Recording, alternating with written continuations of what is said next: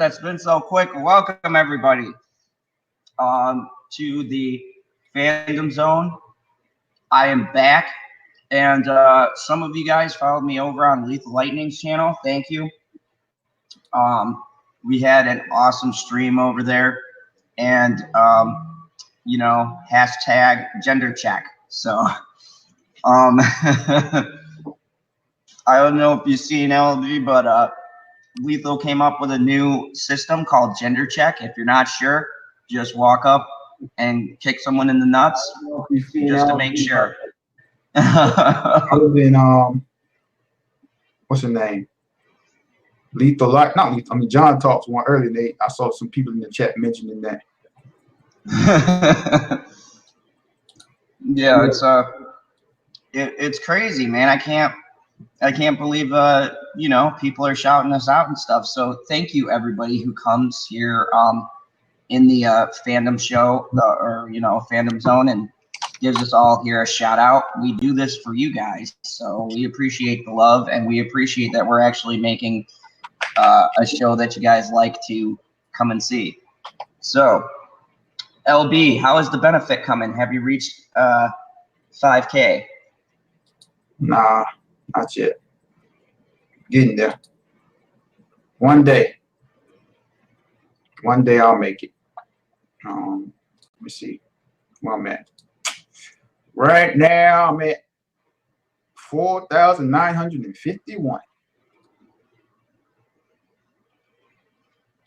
You know what helped out? Me and Chris Knight did a sub raiser. I just had a crazy idea. We should do LB's sub raiser.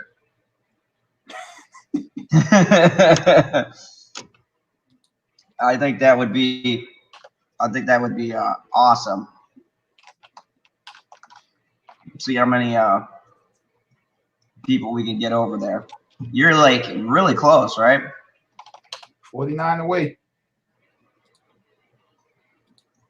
So yeah, if you know someone who's even got a temporary YouTube account or one they haven't used in years. I don't want that. No. All right. Picking up my numbers. But go ahead. Yes, Herb. Good one. I like that. Go Lonely fundraiser. We gotta organize that. That's good. Yeah, I think that we definitely should do that because Lonely, you provide quality content and your sources are a hell of a lot more reliable than mine. Well, I got no source. So I was gonna make a video earlier, but because when I was in John Talks, I was modeling for him, and he was talking about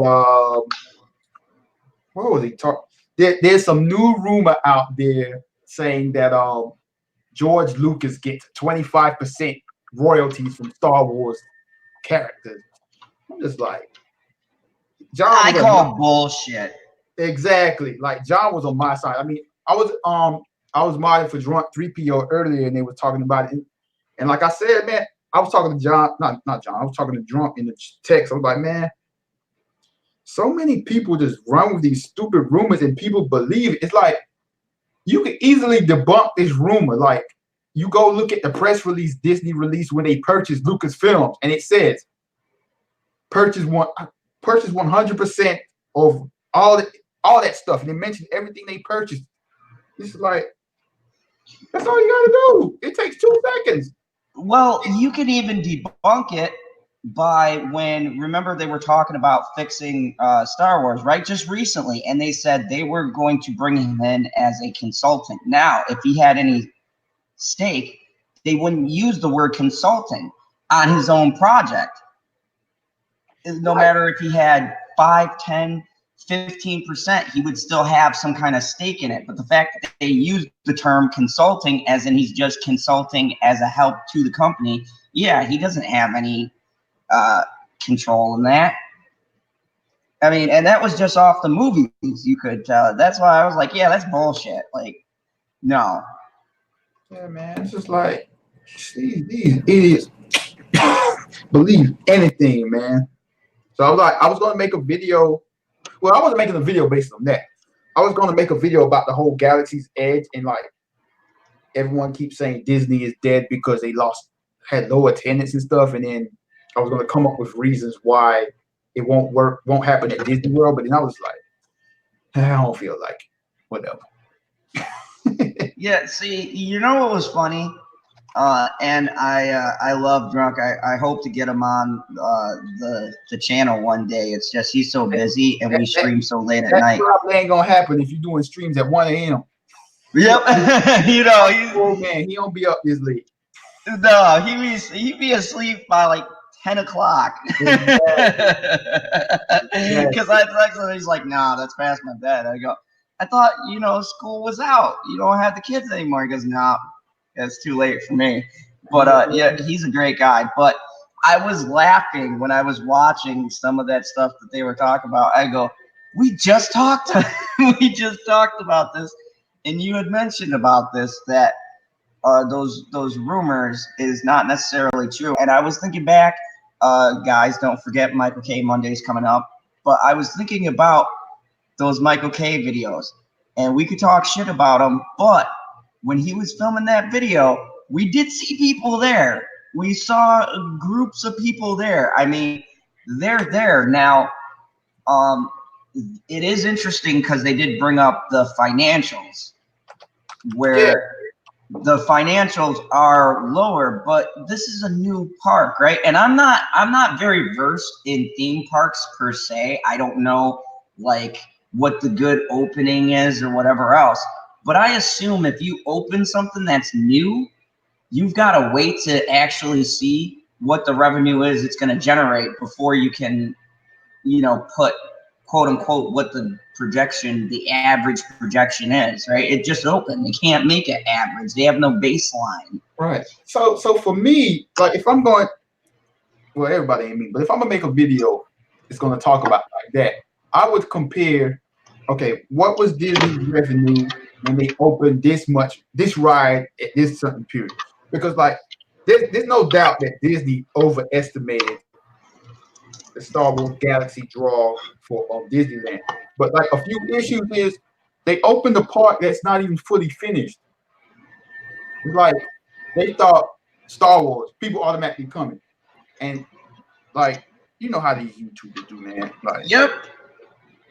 If they open it at Disney World and the low attendance happens like at Disneyland, then there would be cause for concern.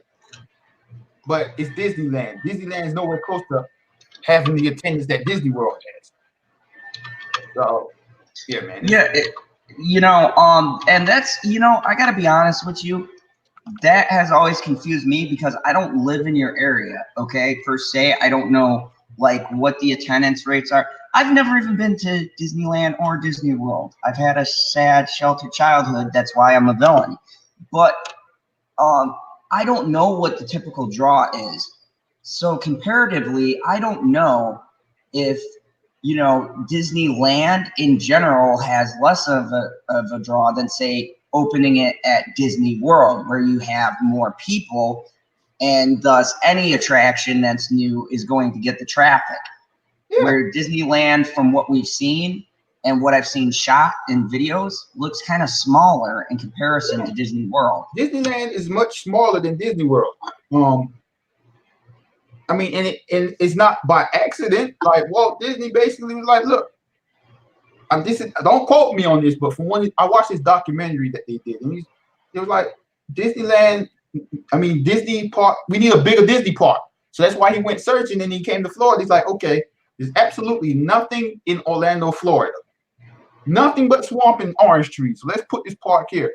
But yeah, man, like the attendance for Disneyland is way less than Disney World. I mean, I've been saying this from the get-go, and you know, YouTubers, they know a lot of people don't pay attention to these things, so all they're gonna see is Disney. Because when people think of Disney, they think of Disney World. Yep. It is what it is. So, I mean, Because till we started talking about it, I never knew that there was a difference, because in my mind, and I'll be the first one to admit it, just like everyone else, I equate Disney World and Disneyland as the same thing, because I never knew they were two separate like entities. So let me ask you, if Disneyland in general seems like it gets low traffic, why do they just not fold it into Disney World and make it like one big thing instead of keeping them two separate things? Wouldn't that like cost more money? I mean, Disneyland is on the opposite side of the country. Oh, I don't. This Disneyland is in Anaheim, California. Okay, and then Disney World World in Orlando is in Orlando. Okay, so they're not even in the same. They're not even in the same area. Yeah. See, I'll admit I had no clue, because I'm not into the theme park scene, so I don't know what the difference is, where one is located and things like that. So I mean, don't get me wrong, I do believe that they put a lot of their eggs in their basket. I do believe, because we've covered this on the Michael K stream, those prices are ridiculous. They are outlandishly priced over there. Like, even for a Disney kind of attraction, like those prices were crazy to build lightsabers and make the droids and all of that stuff. I mean, bro, like this thing, right? I've never been to Disneyland. Like, I legit have never paid attention to Disneyland until like I saw the Walt Disney documentary, and like I started going to Disney World to see what the differences are. And like even when we watched the Michael K videos, like, and you see him at the Disneyland when he went there to Galaxy's Edge, like you could just see how condensed the park is. Like everything is much closer in space and stuff like that. And Disney World is practically its own town. I'm telling you, like, if you've never been to either one, man, it's just if you went to Disneyland and you went to Disney World, you're just like, wow, this is a whole other experience. But yeah, man, like overall, Disney, they overplayed their hand, thinking we could put in an unfinished part in our theme park just because it's Star Wars and everybody's just gonna rush to it. So, and here's the thing, LB, and you know, you're very rational when it comes to the reporting of these things on YouTube. You come at it from a different perspective. With the fan base being the way it is, and then factoring into kind of an arrogant thing that Disney seems to be having going on, because we all said Lion King was trash, but it did $1 billion. I mean, it's made its money. We said Aladdin was trash. That made its money. So Disney is on a high right now, and they did $3 billion with Avengers Endgame. So right now they're like right here. So do you think that factors into some of these bold moves that they make? And would you call it a smart play on their end, considering all the money they have been making just across the board in general? So what would you say is a bold move? Like buying Fox? Like, yeah, first off, the bold move with acquiring more stuff, and we're not talking cheap, right? We were talking like they're spending billions in their entertainment, and then you factor in the parks, so you got to figure they're spending millions, if not billions, on their parks and all the ideas they got going on there. So, I mean, do you think these are smart investments, or are they going to start to feel this down the road? I mean, movie studio wise, they're making money. Like they're not hurting the movie studios. Yeah, X-Men Dark Phoenix and X-Men Dark Phoenix lost them money, but in the grand scheme of things, they still turned a profit because of Avengers Endgame. If I can remember, they overpaid for Fox because Comcast made a bid. So they might, for a few years, they might hurt from the purchase of Fox because of how much they spent and what they're trying to do with like Disney Plus and Hulu. But theme park wise, I mean, really look deep into detail of their third quarter things. So I don't even remember if they lost money. I know they said attendance was lower, but I don't know if they lost money. But for their parks, I mean, it's a sound investment. Avatar Pandora is doing good. Toy Story, I still haven't been to Toy Story Land that they added to Hollywood Studios, but I mean, people have been saying it's like average or whatever. But Star Wars Galaxy, man, it'll turn them a profit. I mean, it's at the end of the day, a lot of people hate Star Wars, but it's still Star Wars. Especially at Hollywood Studios. Like, I haven't been, man, I don't even know where they're putting it at, because I haven't been to Hollywood Studios in so long. So wherever they're putting it at, like, I'm trying to remember, because I saw a video the other day. I think one side of it is by Toy Story Land, and the way the park is set up is like, let me just tell you straight up, like, there won't be any emptiness over there at Hollywood Studios, Disney World version, because the way the park is set up, man, it's just because Hollywood Studios is a lot smaller than the other parks, so like it has a more intimate feeling, because the way they built it was supposed to look like a movie studio. Oh, so, that's pretty cool. Yeah, man. So you won't see any videos saying, "Hey, whatchamacallit is empty. Whatchamacallit is dead." You probably won't be seeing that, because, I mean, just think, like, Avatar is nowhere close to as popular as Star Wars is, and that ride is always busy. And it's always packed.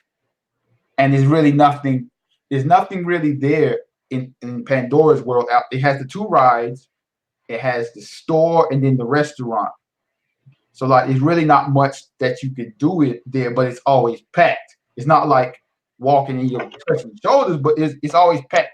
So it's just like, I can't see it, Star Wars Galaxy at Walt Disney World being an issue. But yeah, man, to round it back up to what you were saying, like, I wouldn't say they're bad investments. They're making good investments because they purchased Fox mainly because of Hulu, and also for the Marvel characters and the Disney Plus, because they want to be able to beat Netflix.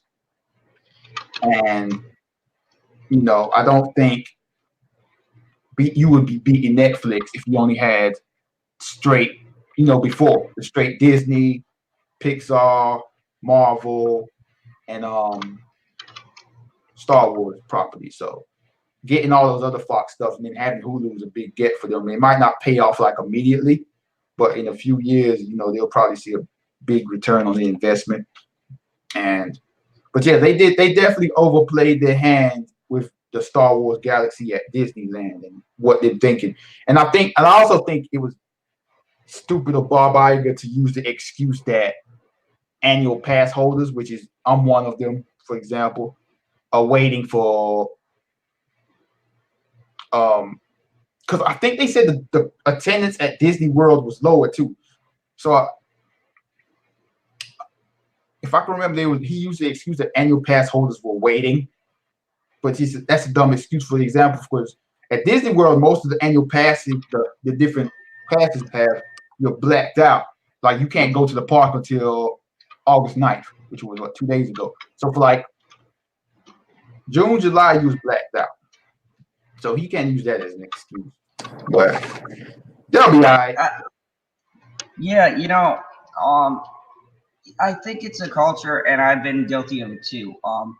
I've been angry at Disney mainly because of these remakes destroying stuff. But I think that also too, in our distaste for something, and we've talked about this a lot, people still should give an honest shake, which is why I wanted to talk about this first, because I think that people should still be honest with the facts and, not be like, oh, Disney is failing and blah, blah, blah, because it's not true. Have they made a lot of bold decisions? Yes. Do we know if they are going to pay off? Just like with any company, you never know what an investment's going to be at the time of the purchase. You got to play the long game, and I think that's what Disney is doing. You got to play the long game and see over time whether or not what you purchase is worth it. Now, if you have a situation where you have people do what they did with the Star Wars end of it, then yeah, all their investments will go to shit because the backlash for those films was tremendous. But and you know, kind of what they wanted to do with the phasing out the old characters and things like that. Yeah, you're gonna get backlash for those things. But if they play it how they've been playing it on the Marvel end, then they're gonna be just fine. Like, you can say what you want to, and I'm not particularly thrilled about Phase 4. But how many people are gonna actually go and watch those movies? We'll see when they come out, because they built goodwill with the people. And it's the same thing with the theme parks, right? They've been doing the theme park scene for how long now? So they've built goodwill with the people. What do people always say? What do celebrities say? What do football players say when they win the Super Bowl? I'm going to Disneyland. You know, it's become a cultural thing. So, you know, to say over the course of what, a couple of years that they're going bankrupt and stuff, that's just ridiculous.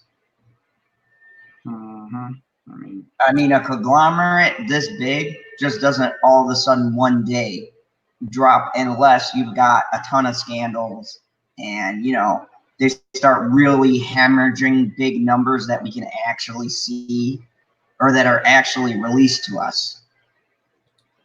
Yeah, man. Like, it's just simple research. Like, between a lot of people not actually researching this stuff, they just see another article and then they know that their fan base is going to listen to whatever they're saying, and they feed into it. Because, like, man, this stuff they be saying, it's not hard to just do a simple Google search and find it.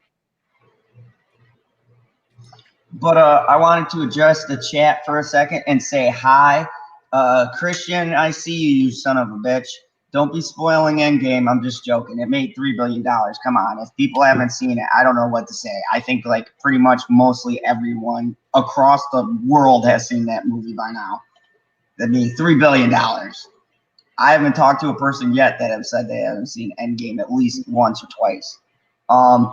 Hydra Comics, welcome. It's good to finally see you in my stream. I know you missed a couple of them, so I'm glad to have you back. Jamie Vick, good to see you. And I saw you interacting with me on Twitter, so thank you. I appreciate it. Mega Jetty, welcome. Good to see you, buddy. And congrats. I can't wait for your 300. I will actually promote you because I'm going to be on there too. So everybody show Mega Jetty some love. He's going to have a 300 sub party, and he's been working really hard, and he's a good guy. So congratulations, Butterfinger. I saw you on Lethal's stream, and welcome. Good to have you here.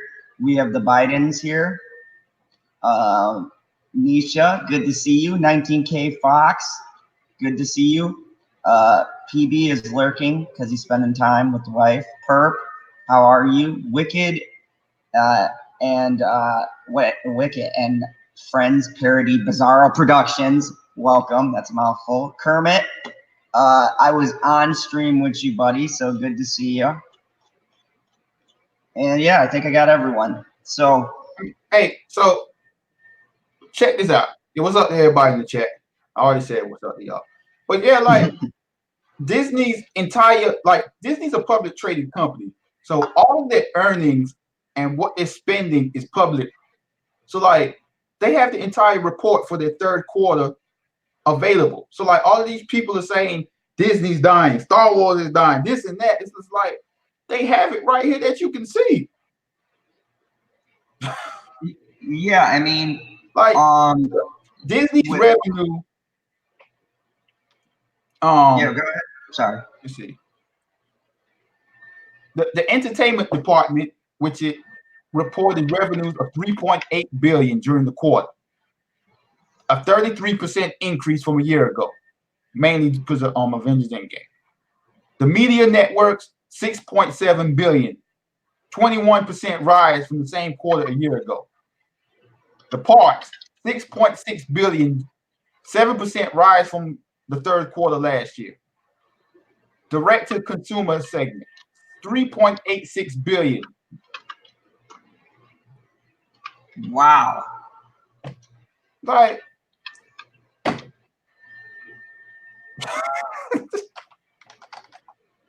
oh, and I forgot Matt's Mama Bear. I'm sorry. Shout out to you and Benzo. Okay, sorry about that. Let's get everyone. Yeah, that's like that doesn't sound like they're losing money whatsoever. Let's see. Trying to find out how much, like, if operating income. Yeah, man, the company ain't losing money. Like, look, they saw a decrease in operating income, and they say it's due to higher costs and lower volume, partially offset by increased average per capita guest spending. Higher costs were driven by labor and other cost inflation and expenses associated with Star Wars Galaxy's Edge. The decrease in volume was due to lower attendance. Right. So I mean, but it's not like it's like, oh, they're losing money and they're going to die out or something. It's just attendance. Right. Like, yeah, they had lower attendance, and they had a lower operating income, but they didn't lose money. Like, but let these YouTubers and these clickbait bloggers tell you that Disney's going down.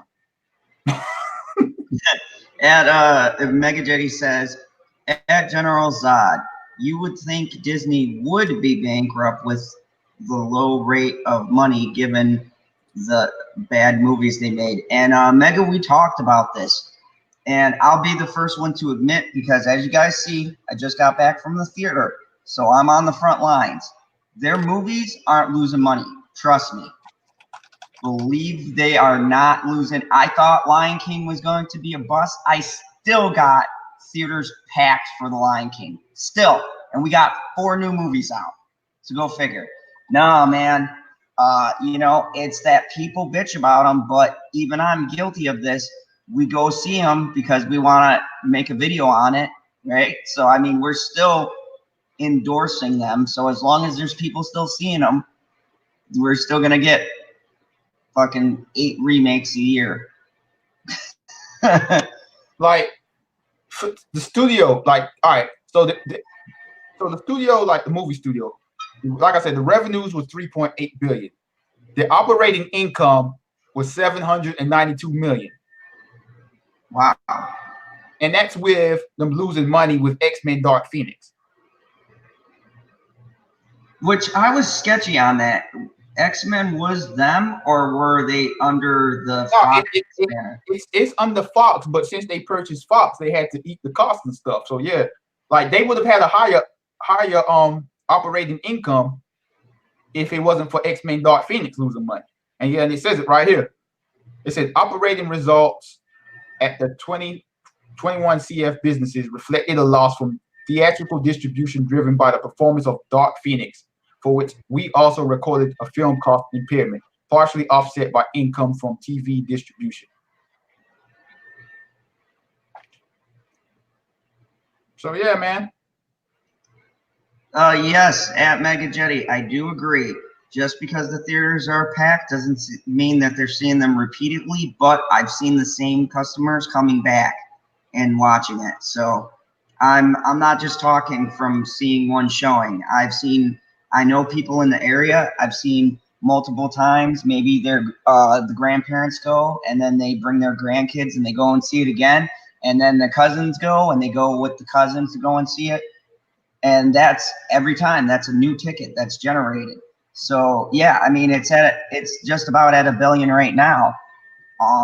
They made money on it. Yeah, man. Like, we gotta also remember, just because it's a bad movie doesn't mean it's gonna not make money. Look at Captain Marvel. What's up? What's up? What's up, PB? How's it going tonight, gentlemen? Good, good. So, like, straight up, like, we gotta remember, we are just a small piece of the population. Like, there are a lot of people out there that could care less about a remake, could care less about CGI, could care less about politics or whatever. Some people just want to go see a movie. Like you work in a movie theater. The senior crowds, they go during the matinee times. They just want to go see a movie because they ain't got nothing to do. They don't care what the movie is. Exactly. Like, that's when I usually go see movies. I go during that time because I can go and not worry about the senior citizen talking on the phone, texting, making noise. Just go enjoy the movie. And then you also gotta remember there's families that just want their kids to have something to do. So they go take them to see a kids movie. Like, so yeah, man, like for stuff like Lion King, all that extra stuff don't even matter to a lot of people. No, we're looking at it because that's what we do. Yeah, but people forget what we do is a small majority, like you were saying, and you know, we can reach a crowd, but we're not reaching the big, you know, everyday moviegoer. Half of them probably ain't even watching our channels, you know. So we're not reaching them. We're reaching. Everybody watches the Fandom Zone. True. Yes. I do have people actually at my theater who do watch the channel, but no, I mean, you know, there's a small majority we can influence, but the vast majority, they know the name, they trust the name, and until they do something that really is like in bad taste, we're not going to see this shift. It's not going to happen. Maybe when Little Mermaid comes out, that might change things, but you know, again, who knows? I mean, and then like you also got to remember is that movie studios are depending more and more on the international box office because the international box office has exploded too. Mm-hmm. So, I mean, breaking records is great, but like the international box office is so large now, and movie prices are so higher. That's why so many movies like these are making so much money. And I hate the Indian market. Yeah, I mean, look at China, like crazy. I mean, for me, like a lot of, like I know when I do box office stuff, like I know, for example, like the Avengers, when I made one for breaking Avatar's record, a lot of the Avatar fans kept coming in talking about inflation and stuff like that. And yeah, I mean, I can understand, but at the end of the day, like I said, inflation isn't real. Like these are made up numbers. Like you can't dispute official numbers, regardless of how. Like I don't like how movie tickets are so high, and you know how they have all these different type of movie gimmicks and stuff like that. But at the end of the day, you can't dispute the numbers. I mean, just because. No, that's funny because the people that I had coming into the video that I made were talking about how Avatar 2 is going to make $3 billion, so it doesn't matter. Right. Right. You know what? Yeah, a lot of them were saying that, and it's like, bruh, $3 billion. Like, how do you just say a movie is going to make $3 billion? It's for one, it's never been done. like a lot of people need to realize, like, look, Avatar was a great achievement, but they also have to remember it was like the first legit movie to actually do 3D. Like, it was an experience for people. Like, what are they going to come with next time? We don't know, but man, you can't just be out here. It don't matter. Avatar gonna break the record again, though. Like, no, bro. It just don't work like that. Because it's the sequel to the second biggest movie ever. Right. And I was like, okay, when is the last time a sequel made more than the original? Give me the numbers. Because it doesn't happen hardly ever. Yeah, exactly. So like this I don't know, bro. That's crazy, man. Like, yeah, I do hate how, like, I mean, at the end of the day, it doesn't really matter. But I just hate looking at the all-time box office list and seeing like the top 10 all Disney movies and all recent movies, because in a way, it's gonna make people forget about like great theatrical achievements for movies, like Gone with the Wind, or even like The Dark Knight. Yep. Because the Dark Knight made over 500 million domestic with no 3D, no 3D, real 3D, no IMAX 3D. No, whatever this freaking thing that Terrence goes to where it's $20 a ticket. Right. I was like, holy shit, $20 to go see the movie. That's how much it costs to buy the Blu-ray, man. Right. Yeah, man, tickets are not cheap at all. Like, you want to go to a matinee at 10 o'clock in Orlando, you're paying like $11. And that's not fuck that. Wow. Tickets used to, man, I remember when tickets was like $6 to go in the evening. Yep. I remember that. No. And it's just like now it's so ridiculous. I remember when I first heard they were like $10. I was like, for what? They were like, oh, it's past matinee. I'm like, this shit went up to $10. I mean, I like the 3D as long as they use it properly. I've been a little disappointed lately with the way that movies have been not using the 3D as far as things coming at you on the screen. I've only seen one sideways motion. Yeah, I've only seen one 3D movie, the first Avengers. I'm like, bruh, never again. I can't do it. It hurts my eye. But I've heard that. I see Mega Jetty legit forgot our conversation we had a few nights ago on this very live stream. Also, I wanted to point out, Snow Dub, what's up, man? You were in the stream with me and Lethal, and yes, we gender check here in the Fandom Zone. Hey, so Jamie Vick made a great point. Yep. People with small kids don't have the option of taking them to see the original Lion King. They have no choice but to take their kids to the remake. You make a very great point, because let me double check. I think they put the Lion King back in the vault, because I bought the 4K when it came out. Okay. Let me see. I love it. Put it back in the vault. Hide that son of a bitch. Well, yeah, I mean, the Lion King's out. It's still out in stores. It's still out in stores. But like, yeah, she does make a great point as far as that, because they don't have the option. A lot of people don't have the option to say, all right, here's the original Lion King, because they might not own it on DVD, Blu-ray, or whatever. Or I mean, they could have put the well, I know they wouldn't. They could have put the OG Lion King in theaters, like, hey, here's a double feature. But that would have been kind of stupid in a way. Yeah, because then I could have just went for the first one and then not stayed for the remake. That would have been great. Yeah, man. So in a super chat from the Senate, he said, "What an excellent fucking idea." Yeah, which idea? So we had a situation where which idea? Like, people gotta stop. Like, I think Ancient One's referring to Disney buying their own movie tickets. If you are like, y'all gotta stop this, man. Captain Marvel made 1.2 billion. We gotta move on, man. It did. I like to say too, I actually did something on this where I said corporations do that all the time, and just because they buy them out, first off, they don't buy out the whole theater. I work there. I know, okay? They buy select seats. Secondly, those seats are filled. And thirdly, that's still a purchase. And they don't have the clout to buy out a whole theater. Disney's not going to waste their time buying out whole theaters just to boost up their sales. They might do it in smaller theaters. But even then, someone's filling those seats. I know they like buy out one for the premiere where they're doing it, and that's about it.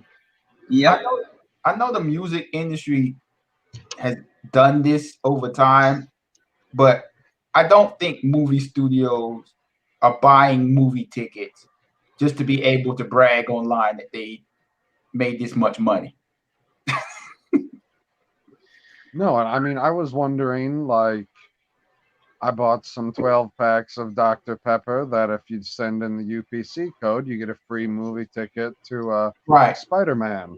are all of those Spider-Man tickets already purchased technically, because the 12 packs have already been made. Like that cardboard's already been made. It's been filled. It's been sent out. It just is waiting to be purchased. So it's got to be covered. It's got to be like ready to go. So does that count as a sold ticket, like right off the bat? I don't know. I don't know. Because now I'm just thinking like, how would that work, Zod? So what they do is they will do these giveaways, but they'll do them like PB said before they make the product. Like the best I can do is like, you guys remember Halo, right? When it first came out and it was releasing the stuff, they'll pre-make that stuff and they'll put codes on there, and then they would do it before they released the game, so that way when the game came out, you could use that code to get whatever the offer is within the game. Same thing with the movies. They will purchase a set amount of tickets that they know that they want with the particular soda. And then like, say it's like a thing where you got to get a certain code, or it comes with every such and such pack, will already have the specified numbers. So they pre-buy those tickets as giveaway, just kind of like radio stations will purchase a mass amount of tickets for like a concert or something, so they can go, oh, you're the 100th caller, you get to go to, you know, who's ever concert. They do the same thing with the companies. And some companies like Pepsi and things like that will have deals worked out with the movie companies to be like, all right, you're gonna offer us a certain amount of tickets to such and such movie. They don't specify what movie. That's up to the studios, and it depends on the contract. But like a big movie like that, they would most certainly hit up their, you know, their sponsors and be like, hey, we got these Captain Marvel tickets, you know, and Pepsi would be like, yeah, that's going to be a big movie, and they would promote it. So, And yeah, I mean, they pre-buy them in the hopes of doing something like that, and those tickets don't go to waste. I tell you. right. I've seen people who have won from giveaways, and they got the code, and we enter it in our computer. There's like a special little tab thing, and it prints out a ticket, and it counts as a purchase. But the point is, they do that with some product in some aspect with just about every big movie that comes out. So Yep, Hobbs and Shaw did it, all of them. Yeah, I mean, the music industry they do it a lot now. They do things like, for example, Jay-Z's last album he released, you had to sign up for, now if you had Sprint, you got his album for free. And Sprint, I remember how it went. Sprint paid him, for his example, 1 million of them. Sprint paid him for 1 million records, and you got it for free if you had Sprint and Tidal. So like that counted towards album sales because they purchased a certain amount of the albums, and it was just given away for free. So that's what a lot of the music people are doing, because sales don't sell like CDs.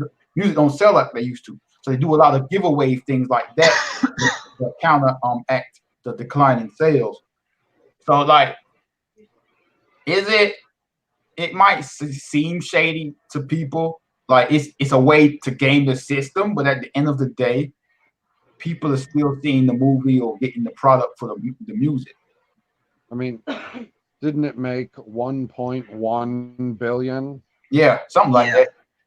I don't think they bought $100 million worth of tickets. Right. No, that's a lot of tickets.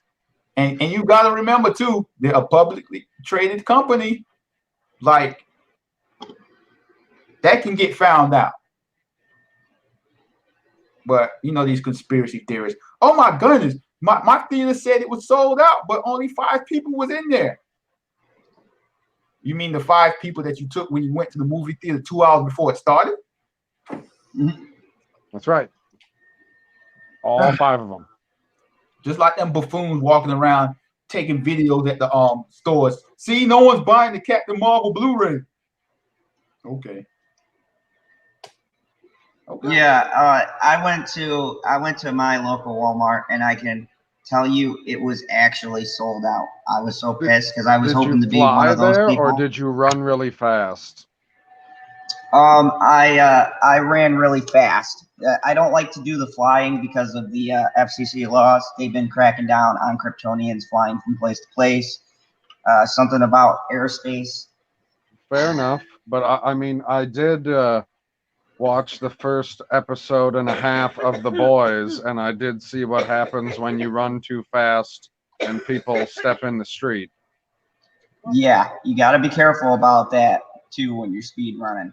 You know. Woman, you did not tell me that you wanted to watch Yes, The Boys. I did. When did you tell me that? When Corey was here and you showed us the fucking preview, I said, yeah, I seen that and it looks good. What are you talking about?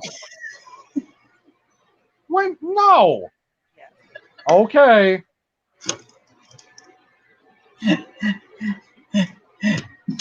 Butterfingers in the chat. Uh-oh. Nothing like some almost domestic violence on a live stream.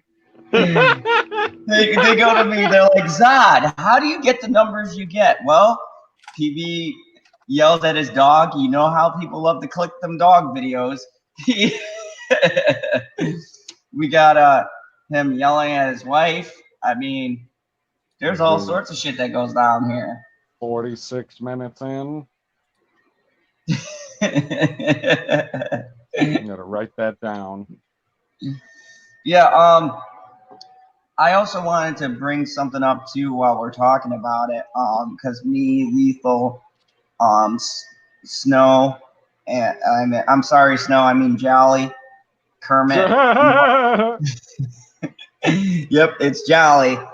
We watched this video of this person on not Twitter. I think it's one of those other ones like Snapchat or some shit, or Instagram. They shot a video of them putting their dog in the dryer and then What? clicking like the spin button. Yeah, I'm gonna see if I can pull that up for you guys. I don't want to watch a dog spinning in a dryer, guy. What the fuck? No, I mean the dog was fine, but What do you mean the dog was fine? The dog came out. The dog was fine. So dog was fine, but yeah, this girl threw her dog into the dryer. She's white, ain't she? Gotta be No. white. You said no? No. Okay. Was not. Hold on, let me see if I can look this up because I didn't find it. Yeah, Benzo says no, she's black.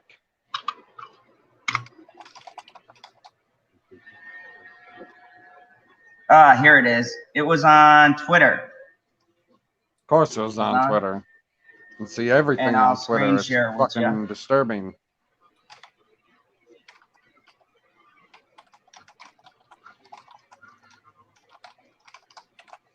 I mean, Twitter's convenient, but also disturbing.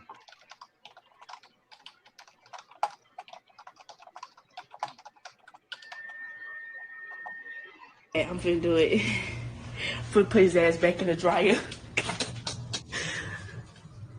He like that shit. Look, come here. Man, it's a black woman. Bruh. Yep. I ain't even have to look. When I heard that voice, I just knew. Bruh. Whoa. Bruh. What the fuck? What? What? Bruh. Oh, What do you mean the dog is? How do you know the dog is fine? He needs to go into protocol now. He's not going to be able to play for 4 weeks. And then look at these comments that they're putting. Look. It's like Sir Charles. People putting laughing Sorry. emojis and shit. And we were watching this, and I'm like, I didn't laugh. yeah, that is so, like, these people are going crazy. like it gets every story we hear gets worse and worse. Like, we had what's funny the is cat a going dog over someone's running shoulder. and slipping and like sliding into the couch or something. That's funny. Like you doing Yes. something actively to the animal to endanger it or cause it physical harm is wrong. I mean, we're not talking about like discipline because it was doing something bad. She called it over and was like, "Oh, he likes going in the dryer. Let's put him in a dryer for a little bit." Yeah. Some black lady on Twitter put a dog in a dryer. We're watching it because Zod's a villain.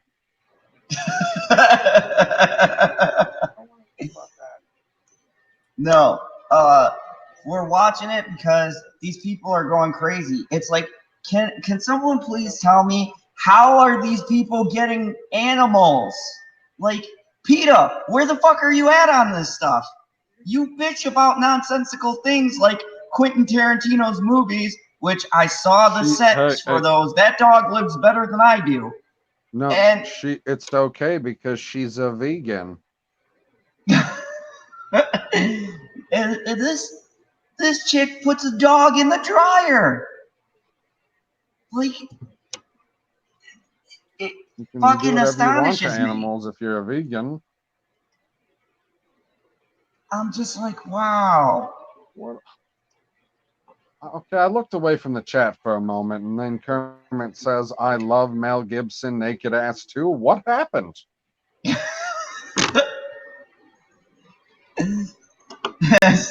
Snowed up in the chat put Kermit. Really? Hey Kermit, you might have had a bad batch of coke tonight, bruh. Yeah. Like, let go, lay off, hop your way to a nap. Stay away from that powder, man. Ooh. Bro, I don't even like dogs, and that's not even funny.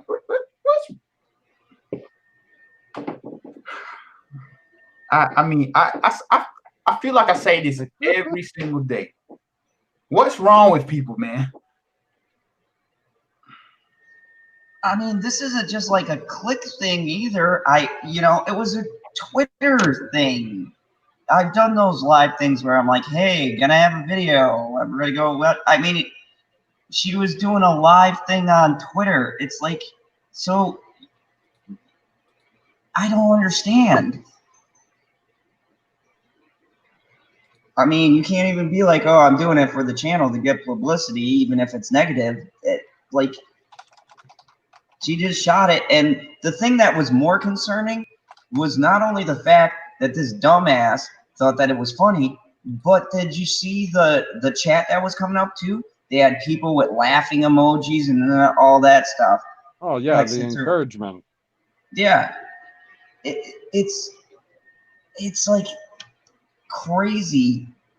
I mean, this shit is getting out of control. It's like I wouldn't do that to like an animal that I was raising to slaughter in the future, like a pig or a cow or something along those lines. I mean, there's no point in even like lightly torturing it, because you could say, oh, it was only in there for a couple seconds. You don't know what the hell happened in there.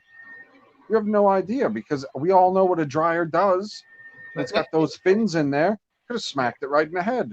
Let's stuff your stupid self into a dryer and see how you feel about it. Exactly. Yep. Let me build a little bigger dryer. You step right in there. I'll turn it on for 5 seconds, and you tell me how it is. It'll be good. It'd be like, oh, fuck, that hurt. And go, yeah, well, think about how the dog felt. What, because the dog can't convey in human speech how it felt? It was probably thinking, this dumbass fuck just put me in a in a dryer. I don't like this shit. You know? Apparently, when my wife was in college, she put her friend in a dryer and turned it on for 10 seconds. It was industrial sized. I won't disclose the location for safety. Matt's mama bear put because someone said she's a witch and she said she's not a witch. Witches respect animals. She's an idiot. That's true, man. Like I watched every season of Sabrina. They respected the hell out of that cat. Yeah, man. That They cat would could have never talk, put too. Salem in a dryer. Nope, never seen an episode with Salem in the dryer unless it was some wacky hijinks. I mean, you know, and this is really telling to how crazy things are getting with people going nuts and the shootings and everything else. This society is getting nuts. Like people are legitimately thinking it's okay. And even stupider, they're filming themselves. You're putting on evidence for everyone to see. So you can't go back through and say, I didn't do that. I don't know what they're talking about. You dumbass, we have you on film. You streamed it. Right? The internet is forever. And even if you took it down, somebody is freaking doing a screen share or a screen grab and they saved it and they've reposted it and then somebody screen grabbed that and now it's gone. Like it's out there, man. There's no getting it back. Oh, and PB, I wanted to make you proud today, so I'm geez. eating a chocolate chip cookie. Oh, that looks delicious. Perp would be proud. It is. I wanted to have Perp on. What brand are they? You know, I'm cheap, so they're the generic. They just say chocolate chip. Son of a bitch, no. There's got to be a brand on there somewhere. Yeah, there's got to. Oh shit! There's something on my freaking screen. Hold on, let me move it around. Yeah, it's Little Dutch Maid. Yeah. And how does Little Dutch Maid stand up as a cookie? It's good. I mean, it's not a Chips Ahoy, so Perp wouldn't be completely happy. And I agree with him. It's no Chips Ahoy. But, you know, it was free. And Zod loves free food because I'm a villain. It was free? Where are you getting free food from?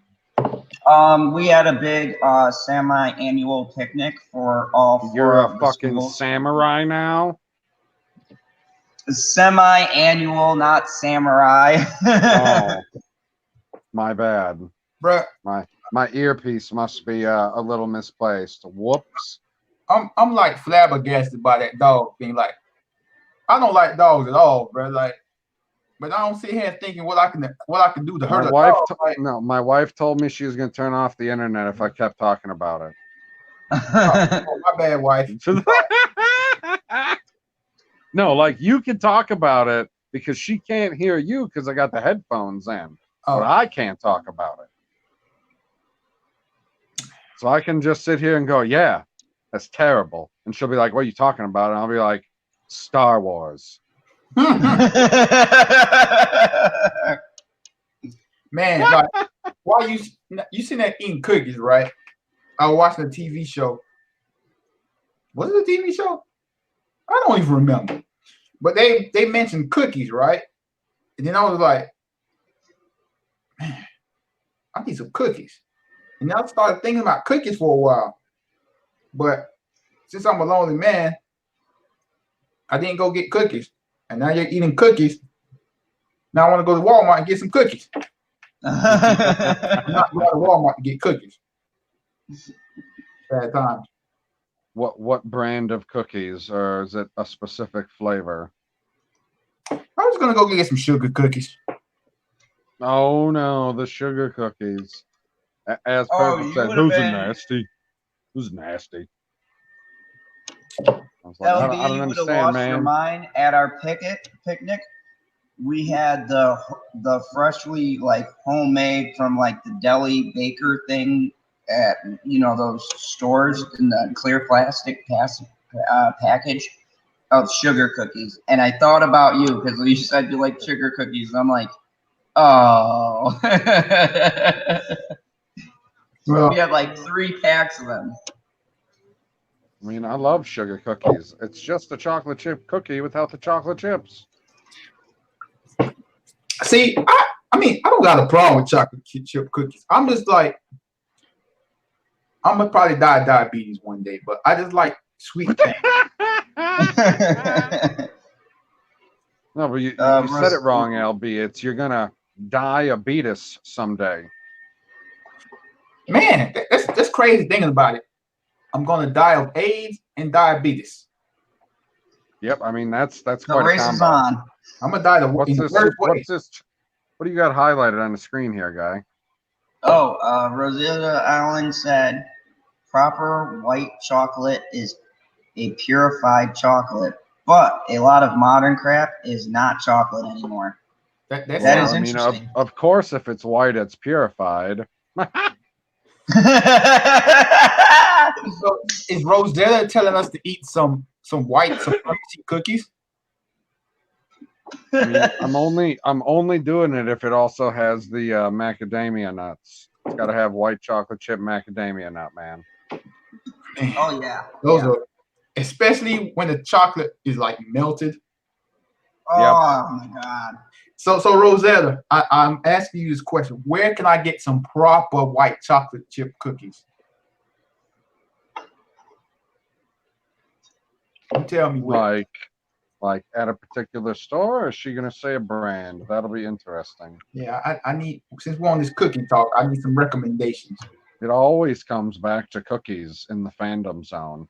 Yeah, I don't know how we got on. Oh, it's because I've been eating chocolate chip cookies. I took them and I was like eating them, and I'm like, you know what? I wonder if when these you are say you Terrence's took them, it favorite really cookies. makes it sound like you stole them from a child. No, I stole them from several children. Oh, okay, that's better.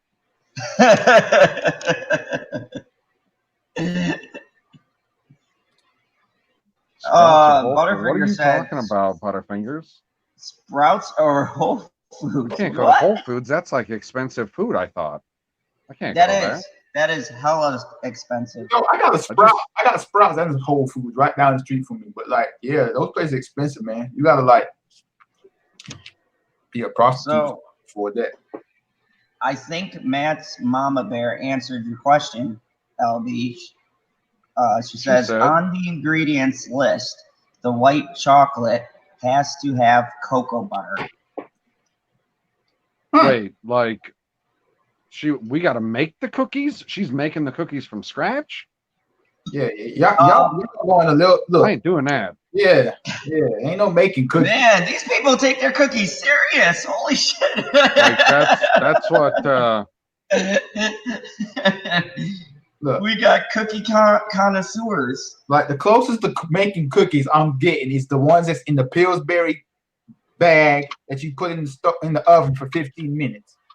That's the closest I'm getting to making it. Right? Slasher, I did not steal them from the lockers. I did it any way a proper New Yorker would. I took them from a table. Hey, were you gonna eat that cookie? Yeah. Okay, I'll take that. I took the whole package. Speaking of cookies, we got to shout out Mad Squirrel. We miss you. Yep. Yeah, we miss you, Squirrel. Yeah, we got nobody moderating. We're barely paying attention to the chat, per usual, when she's not here. I mean, we're trying. We're trying. Matt's Mama Bear, I cook too. You cook, Zod? Yeah. Like what? You like set the can of ravioli like in front of you on the concrete, and you just laser eye beam it, and then it's heated up, and then you just drink it down? That's how you cook? Yeah, it's easy. Come on, laser eye beams. What else would you use them for besides, world domination? I don't know. They work pretty well on planes. I'm glad you caught that. Wait until you see my side-by-side video. Then you're going to be like, oh. I just had an idea. Oh. For my 5K subs. The only reason it popped up in my head because y'all talking about cookies and I started thinking about cookies. But it's kind of random. Since I'll be at 5,000, I'm thinking I could do a $50 gift card giveaway. Oh, okay. Maybe we'll see. Like, That'll entice me to get 50 people to the chat. so is that like a random roll of the dice then? I don't know. We'll see. I'm just Or trying does somebody gotta answer a trivia question? Yeah, something. We'll figure it 'Cause out. I did see what you put, I assume, in the community tab, and I just saw it scrolling through my subscriptions of how did you come to know the Lonely Banter? And I seen there was at least 3 people in there that the answer was General Zod. Yeah, I owe it all to Zod. Thank you. I do what I can for fellow Kandorians. Well, there was like 5 people in there that said, I came here because I seen the fight in Toontown.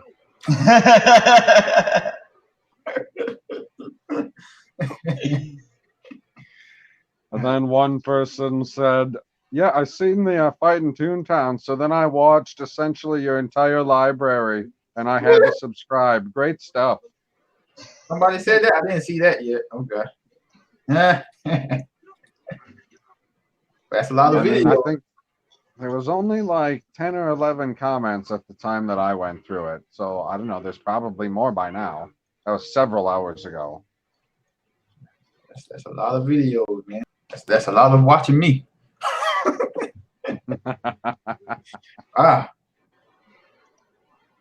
But yeah, I know I saw a few people said that they found me through Zod's live stream. So I'm like, how unfortunate. Shut the fuck up, dogs. It was on the TV. God damn it. Hey.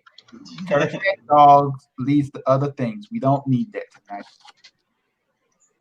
Yep, I'm gonna have a warning from PETA. Hey, but also check this out. So my Democrat socialist video, right? Which, by the way, I didn't talk about like any politics in it. I gained 17 subscribers from that video. Wow. Nice. So it's got me thinking. Maybe I can make more videos like that. About politics that aren't about politics. Yeah. Well, hell yeah. I mean, that shit was hilarious. I mean, I could do it. I mean, I'll ask my subscribers on Monday and see what they think. Cause I know, like, cause like I looked at the numbers for that, and the subscribers are not subscribed. Yet the ones that are subscribed, less people watch that. So I don't know if they was thinking, okay, he's talking about politics and socialism. Nope, not watching. I don't know. We'll see. So much foolishness out in the political world. Like I could just make fun of stuff. That's easy. Yep, Amazing Lucas does it all the time. What is this? Is this a racial thing? You had to say Amazing Lucas because LB is black? I didn't see. You were only looking for those connections. I don't see color. I'm colorblind. Of course you are. Of course you are. That's what they all say It. before they hang somebody out in the backyard. Holy crap. Nico changed his icon. It's throwing me off. There's no sunglasses. It's terrifying. Thanked Zod by PB with love. Oh, is that so, Zod? Good to see ya. And Perp would be disappointed because there's a porg. There's a porg. Oh my god. Oh my god. There's only one porg that I like, and he's an Australian. So I wanted to go to my topics of the evening, and I have one that is actually film related. A new G.I. Joe spinoff movie in the works from Paramount and Hasbro. Before I get started with this, who wants to see another fucking G.I. Joe movie? What are you with The Rock? I mean, I'd see it with The Rock, yeah, but this is supposed to be a spinoff that's not related With to The what Rock? they The Rock was established. just in a spinoff. No, The Rock was in that was the original. They just No, added he was it. just in a spinoff of The Fast and the Furious. True, So but he can do spinoffs. I don't think they confirmed him in the new G.I. Joe spinoff that they're doing. Nobody cares about G.I. Joe if it doesn't have The Rock. Or Adrian. Yeah. So, hold on, I can't seem to pull up my Twitter feed that had this article. So, Like, I remember Let when me the just second pull one it from came here. out and we were sitting here watching it and they blow up Channing Tatum at the beginning and my wife goes, I hate this fucking movie. oh, I loved it. I thought it was damn hilarious. I was like, ha ha, well, this is going to be good. No. Yep, that's the first thing I thought. And then, like, that scene where they were all in the well and you can see the bullets going past when The Rock's just sitting there underneath with the surviving Joes. And then, come on, Bruce Willis. Great trade-off for Channing Tatum. I take that swap every day. Every day. So, here we go. We've got a new G.I. Joe spinoff movie in the works from Paramount and Hasbro exclusive. This one will Zoom make you in. chuckle. That's what they open with. The job is Zoom never in. done. What's that? Zoom in. Oh, yeah. Hold on. I forgot it's small on you guys' screen. Okay. There you go. So, the job is never done for the real American heroes. Even as they work on Snake Eyes, Paramount and Hasbro has thrown into development another movie project based on the G.I. Joe toy line. The companies have Joseph Applebaum and Adrian Nemec, who wrote the recent Teenage Mutant Ninja Turtles movies, which are Did you just say as well. Adrian? Andre, Continue. as well as Mission Impossible Ghost Protocol, which was a pretty good movie. I like that. Writing a script for what is described as an ensemble piece. One of the characters in currently untitled project is said to be Chuckles, who has not appeared in the previous Joe movies. While he is not Go the center of Joe. the, Go Joe. While he is not the center of the film, the project is in deep development and things could change. Chuckles is a character from the 1980s line of action figures who first debuted in 1987 and in the beloved Marvel Comics that same year in issue 60. The character is known for his undercover and infiltration work. Joe, after the Transformer and Lego movie franchise, have been one of the most successful toys-to-screen adaptations with 2 movies under its belt. While the brand has cooled in recent years, movie-wise, Paramount is in the process of redeveloping it, not with just a mainline teen movie, but with various spin-offs focusing on key characters. Snake Eyes is in pre-production with an October 16th, 2020 release date. Applebaum and Nemec are best known for their television credits, having worked on Alias, and as co-creators are on a slew of shows such as Life on Mars and Zoo. Zoo was actually a good show till about the 2nd season, then it got outlandish. Their work on Alias and Ghost Protocol did feature plenty of spycraft and undercover shenanigans. I love that. Making them natural for the project in the eyes of execs. They are also working on Rainbow Six, the Tom Clancy-based anti-terrorism thriller set up at Paramount with Michael B. Jordan producing. That's interesting. I didn't know he produced. The pair is repped by WWE and Sloan offer. So I guess that's it for that. So not very many details there, but what do you guys think about them making a slew of G.I. Joe movies? For one, Like I'm what? shocked that they're not making an all-female version of G.I. Joe. And for two, I don't care about G.I. Joe. Yeah, I mean, not particularly. Like, I had some of the action figures back in the day, but I wasn't like a committed fan to G.I. Joe or anything like that. It was an okay cartoon, wasn't anything special. But The more you know. movies were pretty good. I like the movies. I like both of them. I mean, if they're going to make the movies and keep them the same way as they are right now, that'd be awesome. I like the movies, and I like the fact that even though I thought the first one was terrible, but I did like it for the fact that they didn't throw in politics. That was refreshing. Both of those movies, they did not have any type of political stuff. It was just what it was, a stupid action flick that you could just turn your mind off and watch.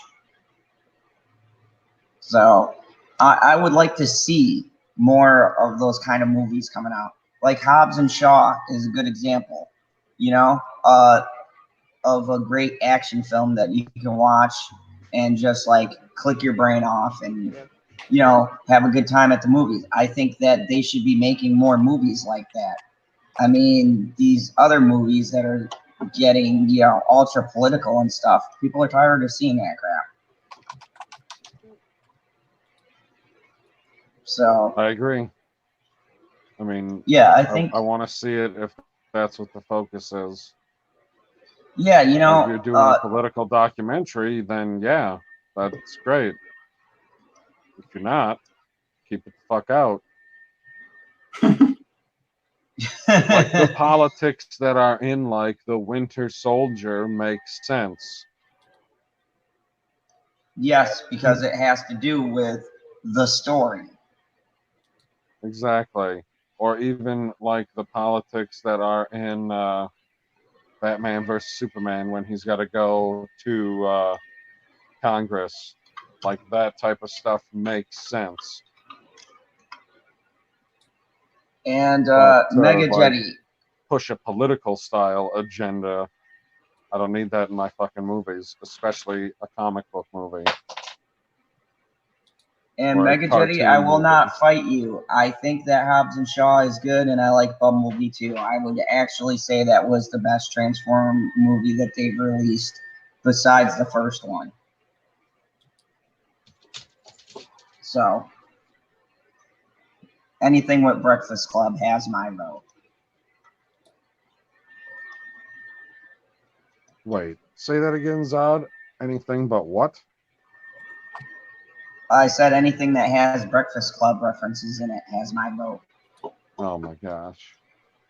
PB, don't hate on one of the greatest. No, I'm not American hating on iconic- Breakfast Club. I'm hating on your I'll like anything that references Breakfast Club ridiculousness.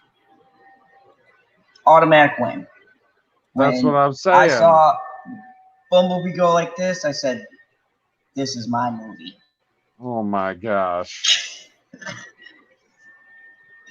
I mean, come on. No. That I won't. is magical. Never saw the movie yet.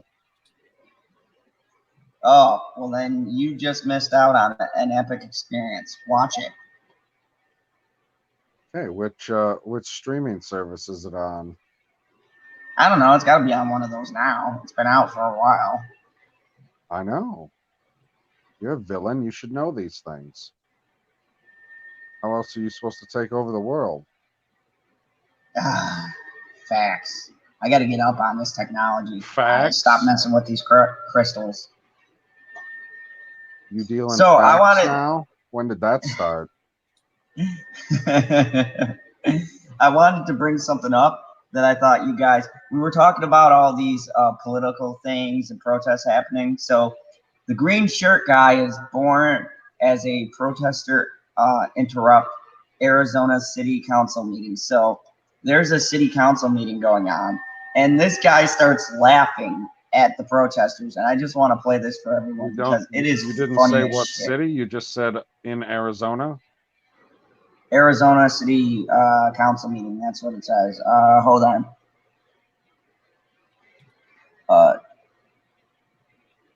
Okay. Yeah, hold on. I'm gonna bring it up. I mean, I guess it's not really that important. It's just a giant piece of desert with a canyon. Damn it. Hold on. There we go. I forgot to click Lonely the... Banter. Curtis YZ says, "How is it going?" Well, everything going cool. Just enjoying my evening with two fine gentlemen. It was really nice going. Or day or morning.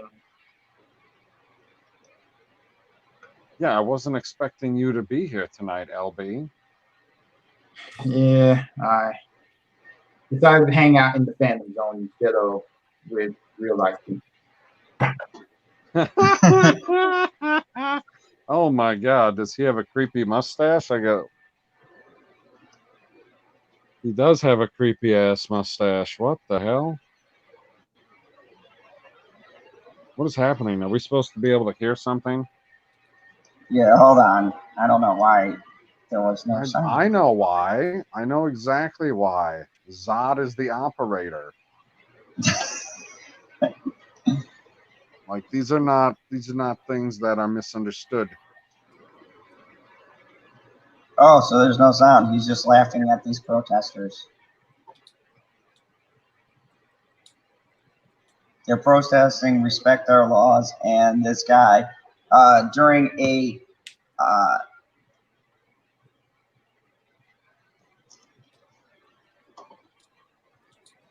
Tuscan City Council meeting on Tuesday, officials voted to put a sanctuary city measure on the November ballot, requiring the city to enforce protections for immigrants. Local reporter Nick Van Zat shared a video that showed two protesters expressing resistance with the decision and holding up signs, but it was the reaction from the other person in the audience that really caught people's attention. Oh, and then there's also Banjo Man. So Banjo Man. Banjo Man. I have no clue what that is. I didn't check that out. Let's see who Banjo Man is. Yeah, let's do that because you read it and nobody knows what the fuck it means. Like, yeah, I don't get it. That looks like Green Shirt Man. That looks like I'm green also eating shirt a man. chocolate chip cookie. That is Congress's job to change immigration laws. American citizens. American citizens.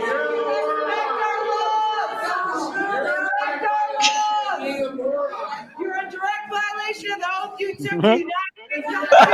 Look at him laughing away. Yes, sir. You're in the should have been a jackass. Okay. You're being a jackass. Look at that guy.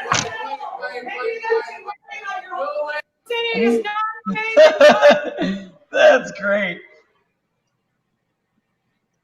Okay. What are they protesting? Oh, she's a Republican. Okay. Yeah. And then this guy's just cracking up in the background.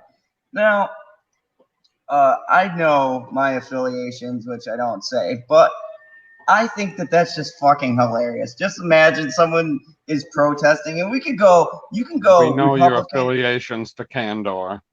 Yep, and you can go Republican or Democrat. But how funny is it if someone starts talking and you have the normal "shut up, you idiot," whatever, And then you just have this guy just off to the side cracking up. He looked like he was legitimately going to die from laughter.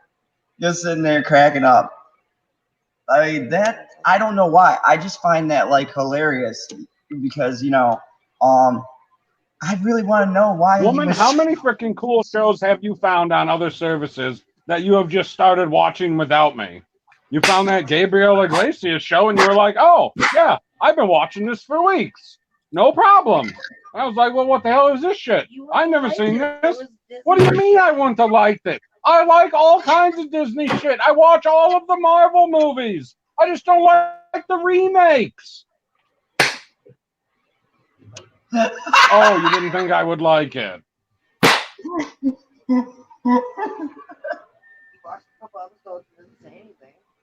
Yeah, exactly. I watched a couple episodes and didn't say, oh, you got to turn this off. You didn't say you liked it either. Oh, I didn't say I liked it. Oh, jeez. You put Taylor Swift on the radio. I go, no, turn this trash off. That's what happens. Sorry. Share Hard left. My bad. You know, LB, now this story is starting to make sense. We're sitting cracking up in the background. I go, now I see why this guy is laughing.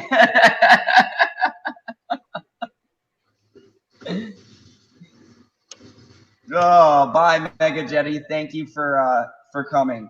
We appreciate it. Thank you for shilling, Mega Jetty. We appreciate it. Yeah. And I know he's not here, but he's lurking.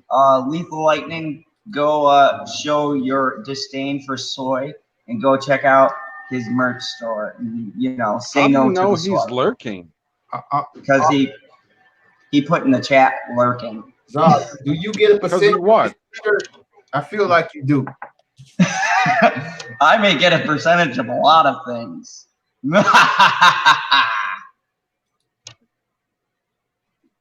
I'm waiting for that DC stock to mature. You know, but you know, I was just laughing because I don't know. I feel like when I saw that, PB would be one of those people laughing in the background. I don't know why I thought of you, PB. Yeah, I would be like, I was like, I could just picture, you know, these people like deadly serious with these signs, and then all of a sudden you just see PB laughing hysterically. But I mean, LB, what do you think? You know, with all the way the political climate is, Ain't nothing wrong with doing with some laughter. It's better than these buffoons. You know, those extreme people on the left be throwing punches, throwing milkshakes, threatening to get you fired from your job, doxing you. Hey, I mean, I would be okay with it if they were throwing malts. Sometimes you just gotta sit back and laugh, man. Just laugh at the foolishness. yeah, you know, I have a feeling that's a guy who's been watching a lot of them, and he's just going, dude, this shit is getting ridiculous. Exactly. You know, I mean, at what point do we look at this media circus and just go, you know, this is all comedy? That's what the last election was for me. It was the greatest piece of reality television I had watched in years. I hadn't seen good television, and I never thought it would be from the debates. But every time I clicked on them, I was like, oh, what's going to happen next? And now we've got socialist votes. I mean, this shit is just, you can't make this shit up. It's so funny. And the funny part is, they're serious. This, like, we're not being punked. They really want their own socialist conventions. You gotta love a socialist, man. I do love to laugh. I mean, I don't have a problem with them doing it and doing whatever they're doing. It's just was like, y'all are weird, man.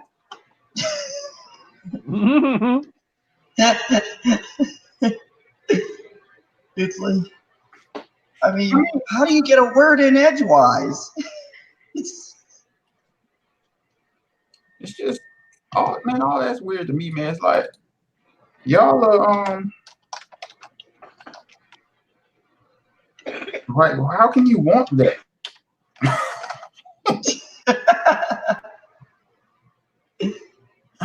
Yeah.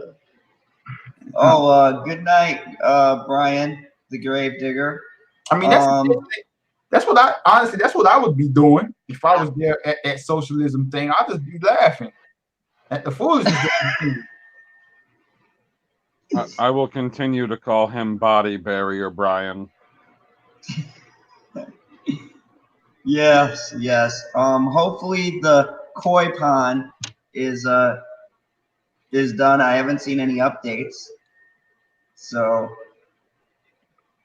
yeah, it's been a while. Yeah, man. Let us know. I want to see the final product of fishes swimming. Make that water really deep too. Don't want them to find the evidence.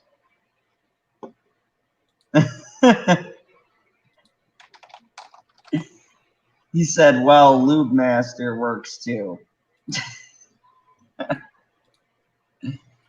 Oh.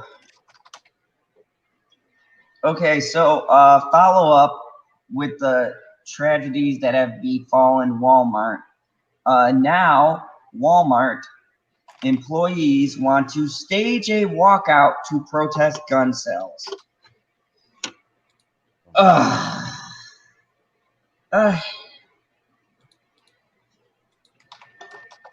So, I'll pull up this article, and, you know, they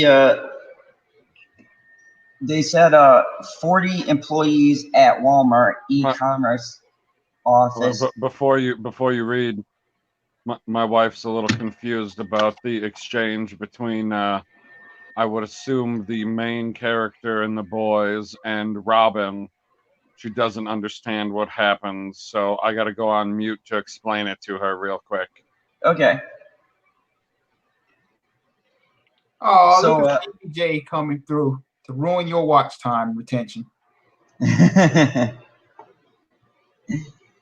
Hey, Stevie, it's good to see you. Hopefully, you'll beam in or ride a dingo in from the mythical land one day. LB, what do you think of this follow-up? First, they start with the video games, and now they're just going for the guns as well.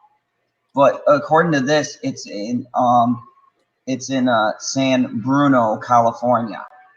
40 employees walked out on Wednesday in a moment of silence. And then they're talking about they're going to stage a walkout. It on your screen. Oh, oops. Yeah. Thought I had the screen share up. Thanks for letting me know. All right, so and I'll make the article bigger for y'all. Walmart employees stage a walkout to protest gun sales. About 40 employees at Walmart's e-commerce office in San Bruno, California, walked out Wednesday for a moment of silence.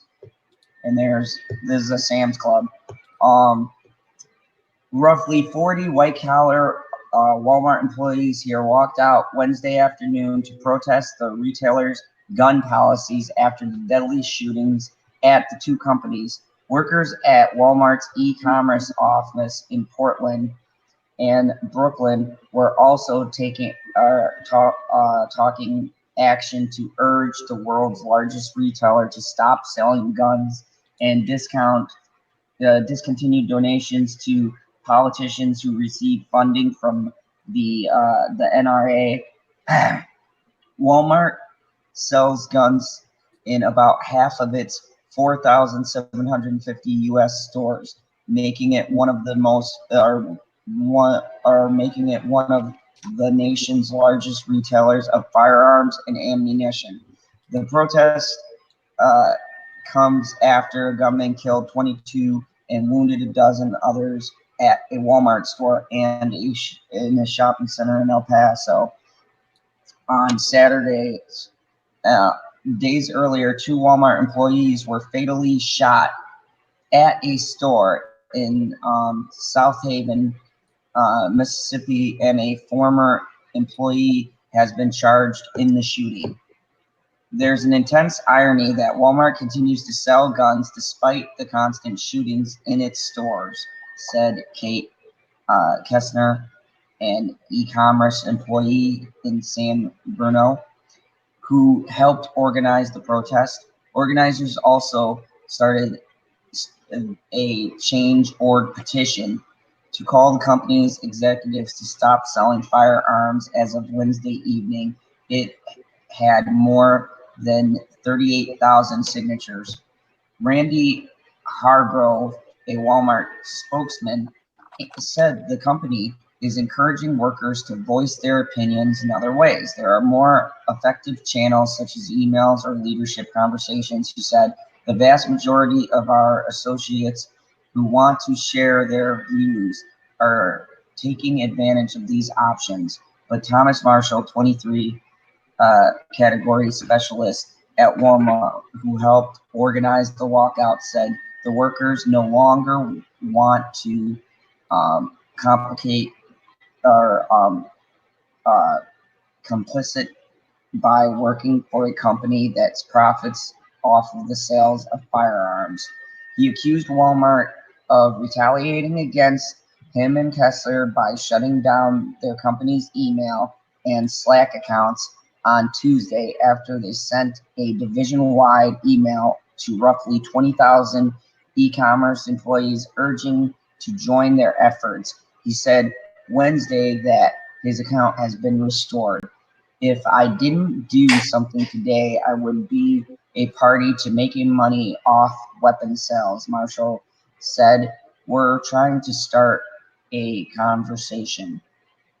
In San Bruno, about 40 employees stood outside Walmart's buildings for 15 minutes in a circle. They hung their heads in silence briefly and then asked everyone to speak out. Only a handful did so. Operation manager Tom was one of them.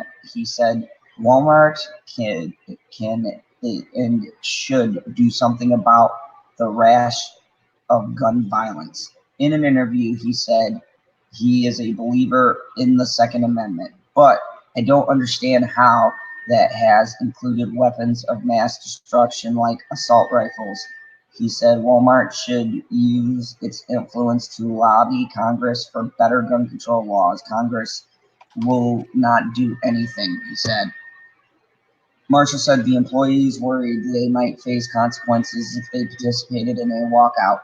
People are really afraid for their jobs. He said Walmart has a reputation of silencing dissident. Hargrove earlier declined to say whether employees would be penalized for taking part of the walkout. There has been no discipline, and we're not going to speculate on that further. In recent years, a growing wave of workers has pushed back against corporate policies at some of the nation's largest tech and retail firms. Employees at Amazon, Google, and Microsoft have called on management to stop selling facial recognition technology and other services to law enforcement agencies and U.S. Immigration Customs Enforcement. Jeff Bezos, the founder and chief executive of Amazon, owns the Washington Post. In June, hundreds of Wayfair employees walked out to protest the sale of $200,000 worth of furniture to a Texas detention center that houses migrant children. Walmart stores employees have long called on the company to improve pay, benefits, and scheduling practices, but this week's efforts are among the first by corporate employees meant to pressure the company to change practices. Walmart, which has 1.5 million workers and in the nation's largest employer. In addition to the Wednesday walkout, employees encouraged their colleagues to call in sick on Tuesday in protest of the company's gun policies, according to an email obtained by the Washington Post. Hargrove, the Walmart spokesman, and Marshall and Keshner were the only employees who had done so. So, what do you guys think? I I need think to go buy a gun. I think this is more overreaction from people. Like when Buddy said, I support the Second Amendment, but I don't understand why that includes assault rifles. What you mean you don't understand why? Like I see what you're saying, but like how can you say you support the Second Amendment but don't understand why assault rifles are included? What is an assault rifle? A gun. Exactly. And here's the thing. You know, people always want to blame guns and all of these things, but what about the fact that it is just like anything? It's used by people. Okay, a gun doesn't hop off the shelf and shoot someone. A person does that with a weapon. Okay, the weapon is solely controlled by the person who owns it. So I mean, you're always going to have people who are going to misuse things, but you can't blame exactly the object. It falls into the owner's hands, and these people are going to get weapons no matter whether or not they get it from Walmart or they get it from somewhere else. I mean, what about all of those? I remember in the 90s, I don't know if you guys remember, but remember those cases of rash shootings in the post office? No. I mean, that's where the term going postal comes from, was because these people would come in and shoot up people in the post office. I mean, you've always had shootings in different locations, but now you're going to blame Walmart because it happened at a Walmart store that happens to sell guns. And I mean, the same difference with the dude who shot people after he lost his job at Walmart. Clearly, he was a disgruntled employee. But they pulled the video game ads, and now what? They want Walmart to pull its sales of guns.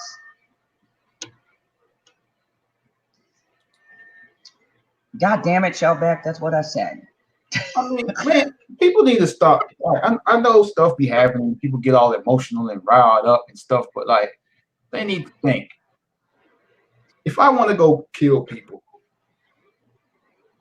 I'm gonna get the gun somewhere. You know what I'm saying? You're gonna get, like, if you want to get illegal, you're gonna get what you need, regardless if you can get it licensed, regardless if you can buy it legally. You're gonna get what you need. So people need to stop thinking like, hey, most shootings are done with stolen guns anyways. Yeah, like they think, okay, if we ban assault rifles, like now my position on this is like, look, there ain't no reason those kind of weapons need to be in the hands of people like me, or regular Joe people. But that's besides the point. It's like, okay, say if they ban assault rifles, you're still gonna be able to get them.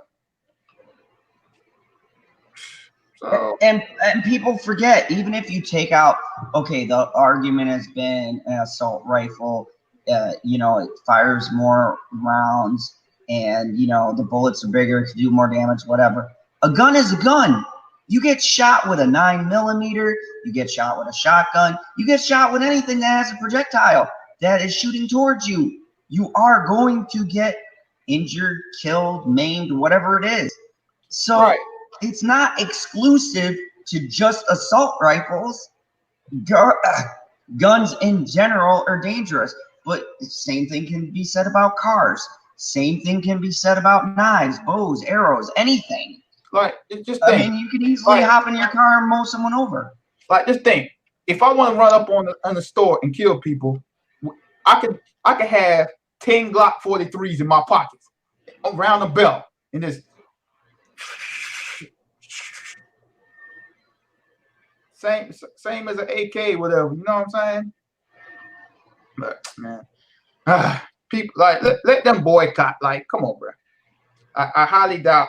I mean, I don't know that. I don't think there's unions for Walmart. Well, I know in Florida, I don't think they are, but let them boycott, lose money, or whatever, because they want Congress, a Democrat-controlled Congress, to do something. Hey, Shellback, I'm not a gun expert. I'm sorry.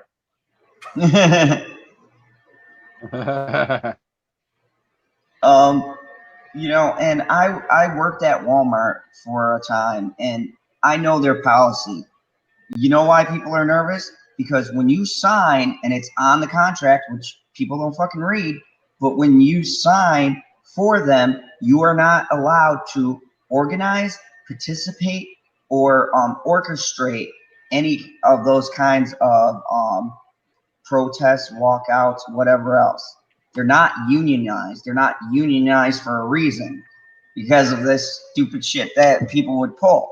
So that's why people, when they came out and they said they were concerned for their jobs, they can just be terminated because they are breaking the company rules.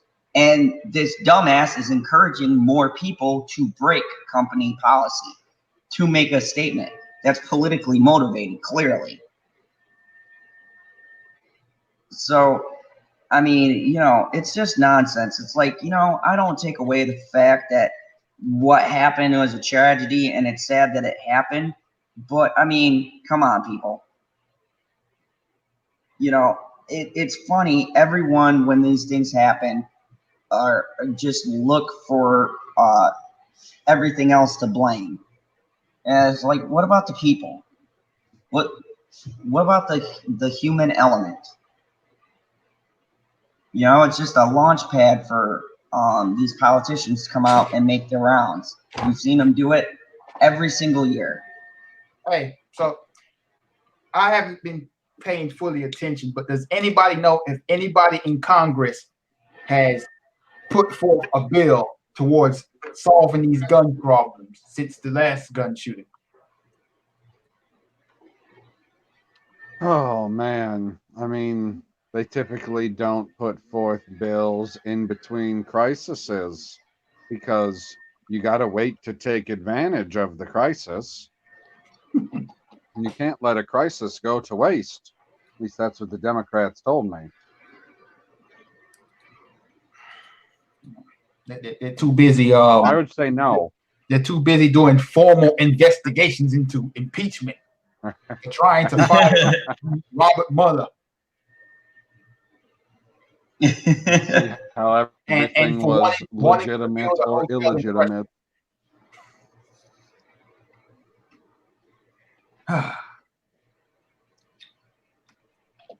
Yep, it's ridiculous. And that's what they do, man. But them Walmart workers, they need to go to work, man. Right? You know, I want to know where these people work at, where they can take off this. Every time I see a protest or a mass group of people bitching about something, I'm like, man, I work 2 jobs just to make it. How do you guys have time to sit here and bitch about this stuff? Like, where do you guys find this time? I barely find time for myself. You're in the wrong union. Ah, that's what it is. Your Kryptonian union is shit. It is. You don't even have a good dental plan or any No, health no. benefits. I got my neck snapped. You would not believe the amount of money it cost. But I mean, it's just ridiculous. I mean, people, go back to work. Stop bitching and complaining and getting pissy.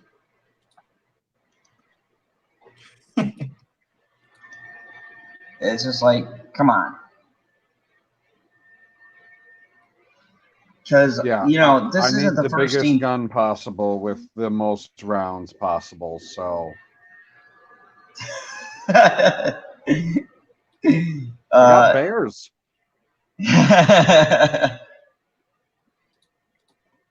Yeah, I don't think a You never Glock. know how many bears are gonna attack. Yeah, I don't think a Glock 22 is killing a bear. Nope. Exactly. I wonder what would happen if you shot one with a Glock 22 or something like that. It would turn around Well, and I mean, laugh. If you shot it in like the leg or the side or something, yeah, it'd probably turn around and laugh at you. But I'm sure if you caught it in like the eyeball or in the right spot in the head, you might be able to do some damage. But if you catch it in the fat, it's gonna be like, what? Wait, what was that bee sting? It's like, what's going on here? You'd be like, wait, did you do that to me? Oh, well, I can fix that problem. And the bear will win every time. I said, when I go out, I'm going to go out like Brad Pitt style in Legend of the Falls. I'm going to fight a bear. Well, I mean, I don't have an infinite number. I don't have an infinite number of picnic baskets to distract them. You know, I don't know if this would ever fly, but why can't they do like to get a gun license to buy a gun or whatever, do like how they do the driver's test? Like you got to do all this stuff to get a driver's license. Like why they can't do like, hey, you got to be able to. Oh, never mind. They do that in Florida. Like to get your concealed weapon license, you got to shoot a gun. Never mind. I forgot all about it.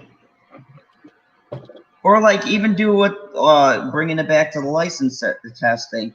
Even do like the training courses like you would if you were a new driver. You have to take the gun safety and all that jazz. You know what I mean? Yeah, I mean, like here in Florida, like to get a concealed weapon license, I had to do a course, and then they tested me. Then I had to prove I could shoot a gun, and then boom, I got the certificate. Like we had to go to the gun range. Excellent. But yeah, and I mean, what about 50 states? yards? Yeah. And that's a good point, LB. What about states like yours that do that? So if this thing's gonna be, if they want it statewide, right, and they want to do it in all of these different Walmarts, what about districts and states and counties and whatnot that are already doing stuff like that, that have these proper procedures and where you're not hearing about these shootings? Yeah, that's the thing. Every state is different with laws, and even in Florida, you can still carry a gun without a concealed weapon license. You just can't, walk around with one on. I mean, I don't know about you, PB, but I know I have not seen our Walmarts being shot up. Well, I mean, it wouldn't be a problem for Zod anyways. The bullets just ricochet off. Oh yeah, I don't worry about that. What are y'all Well, laws? I mean, do they? What was that, LB? I said, what are your state laws? Wait, I don't know. I haven't really looked much into it. No, that's cool. I was just curious. I know like every state is different and stuff like that. So, But that's a good question. And that's a problem. If so many states having different laws. Because like it's like, okay, I can't get this from here. I can just go to this state and get it from there. But yeah. It's like that here. You got to do the background checks, the waiting periods. Like, I mean, the process to get a concealed weapons license for me wasn't hard, but it's just like there's a lot of steps to it. So, which I don't have a problem with it because I mean, I had to do the background check. It took a couple weeks to come back, all this stuff. So I mean, I don't have a problem going through those proper procedures. Okay, so I Yeah, pulled I up think the Wisconsin concealed and carry law, and it says the summary of the law is Wisconsin is a shall issue state. Wisconsin gun laws operate at the state level with concealed carry weapons license issued by the Department of Justice. There is no permit, background check, or firearm registration required when buying a handgun from a private individual. Open carry is legal for any persons that is 18 years or older and not prohibited from possessing a firearm under state law or federal laws. Concealed carry is legal with a Wisconsin concealed weapons license or a license permit from the state that Wisconsin honors. The CWLs are only issued to residents and military personnel stationed in Wisconsin. Applicants must be 21 or older, have completed a firearms training course, and met other criteria. Non-residents cannot obtain a license. In terms of reciprocatory?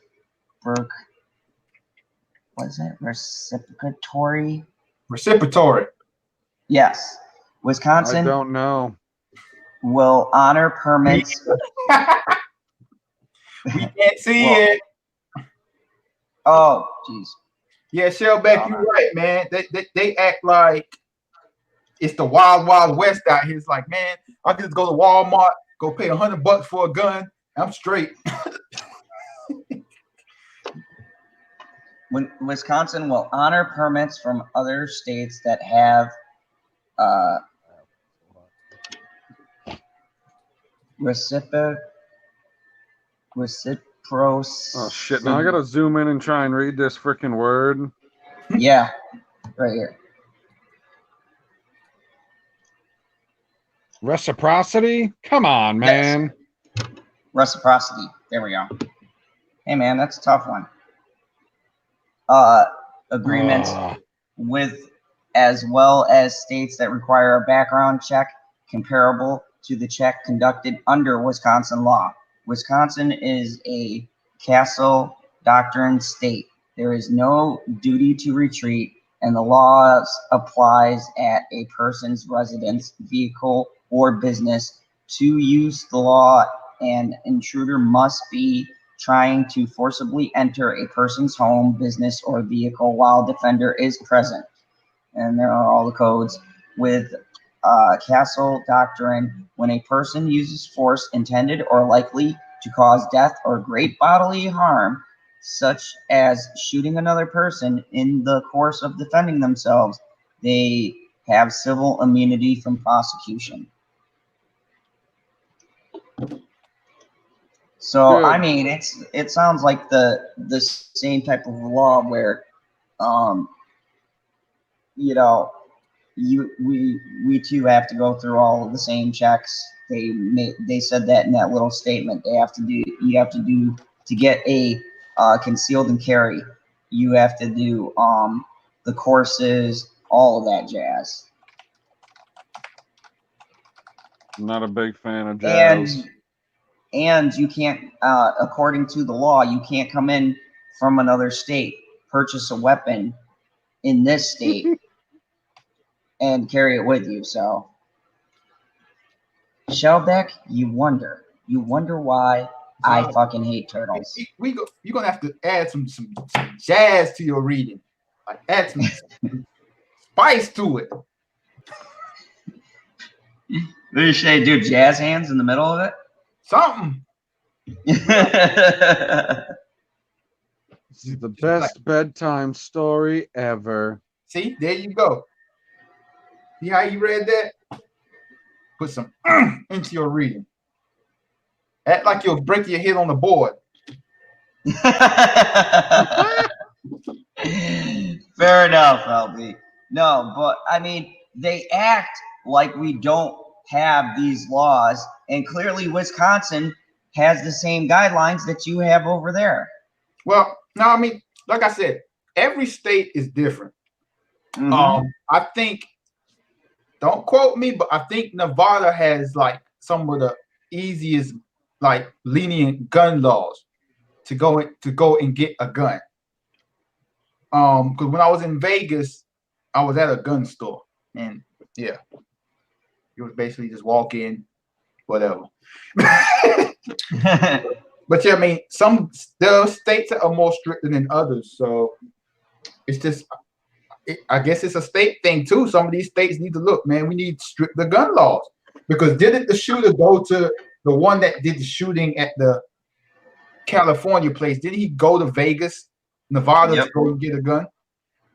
Yep, that was in the article. Yeah.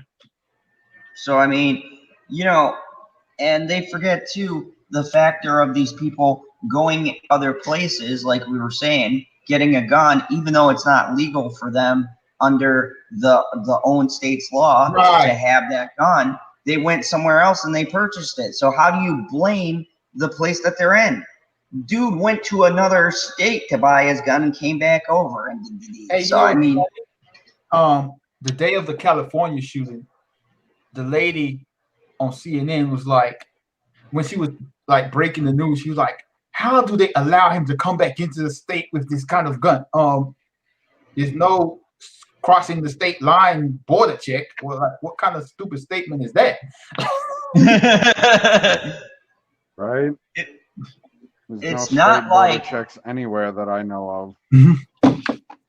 it's not like when, say, you go to Mexico and you leave and then you come back and they search you and they go, okay, let me see your, you know, your license and everything. Let's check your vehicle, blah, blah, blah. Okay, you're good to go. If you're going from state to state, there's nothing like that. That's a stupid comment. Right. So, I mean, you know, I don't know. You know, there's, you just, it's just people. It's just people. And, you know, maybe Walmart should start, like, not dicking over their employees. You know, that's a thought.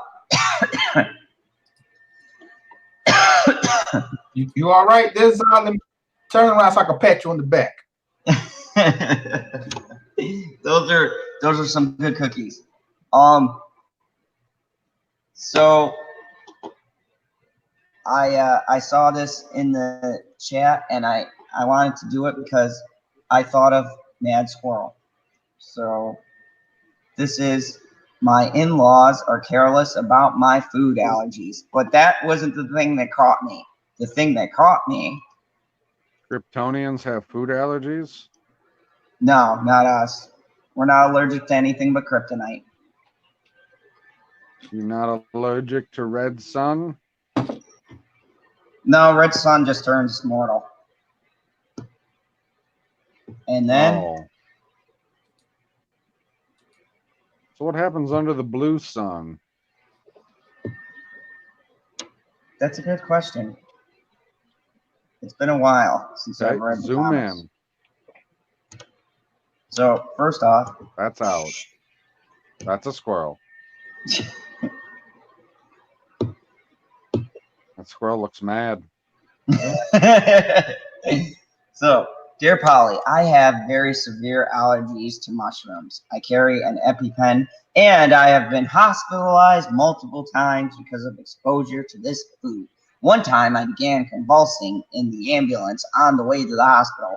My husband politely explained this to his parents when we started dating, and I was invited to family meals. Since then, most meals we have shared at my in-laws' house have had very limited options for me. Somehow they managed to find a way to add mushrooms to almost everything. One time they made it a point to make a special plate of mushrooms and pass it around. My mother-in-law said very rudely, I would have liked to add mushrooms directly to the salad, but somebody has a problem with it. even added mushroom powder to the mashed potatoes at holiday dinner. My mother-in-law claimed it was a new recipe she found. It sounds like they're trying to take her out. What a liar. I literally held my breath as the mushrooms passed in front of me at the table that day. That was extremely dangerous for me. The food could kill me. What's worse is my husband told me that the mushrooms were not a common dish served by his parents before he started dating me. They are really trying to get rid of her. When I was pregnant, my husband told them we would not take part of family meals if they didn't promise to keep the meals allergy free. His dad said, "We can't promise that. Everyone except your wife likes mushrooms, and we're not changing what we eat for one person." My husband's sister even called me up angry about the fact we would not be attending the party at her parents' house, yelling that I was overreacting, that the mushrooms are not a poison. This has caused a huge wedge between my husband's family and us. We no longer spend holidays with them and rarely speak. They don't get to see their grandkids, even though they live very close by. His sister stopped talking to us. He has a brother who still reaches out and is kind to us, but he acts as though his parents are just set in their ways and we should forgive them and move on. Short of talking is taking them a doctor's note, telling them allergies is real. I'm not sure what to do. My husband supports me 100% and he's very angry and hurt by their actions, but at times I feel terrible that I am the cause of the rift and just want a happy family. Help. So, what do you guys think about someone trying to take out their, I guess, daughter-in-law? How much is she worth? I don't know. You would think a lot. Like what's the life insurance policy? Because I'm sure it gets paid out if you die because of allergy. So let me start. You know, there's a difference between these made-up things that we hear and then having a actual allergy. Do you think like the parents are wrong? This is a legit thing, or do you think she's overreacting?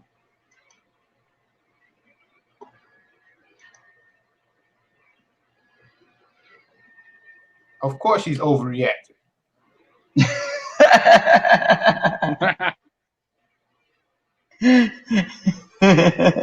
Yeah, I mean, from the way that it reads, she's definitely white.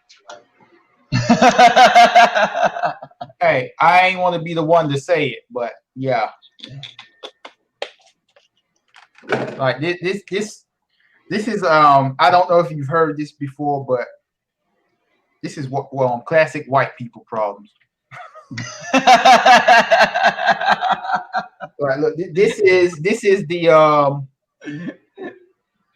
I went to McDonald's and they ran out of ice cream. Now my world is shattered and I don't know what I'm going to do. Type of white people problems. This is how I feel after the Shamrock Shake is gone. This is the I gotta be on my Oh my God. test. My mom's going to kill me. I won't be able to get into college and I'll work at the Salvation Army for a job. That's the type of white problem we're talking about. But I'm cool with y'all white folk. I'm cool. We cool. Matt's mama bear did say it hospitalized her. So she says.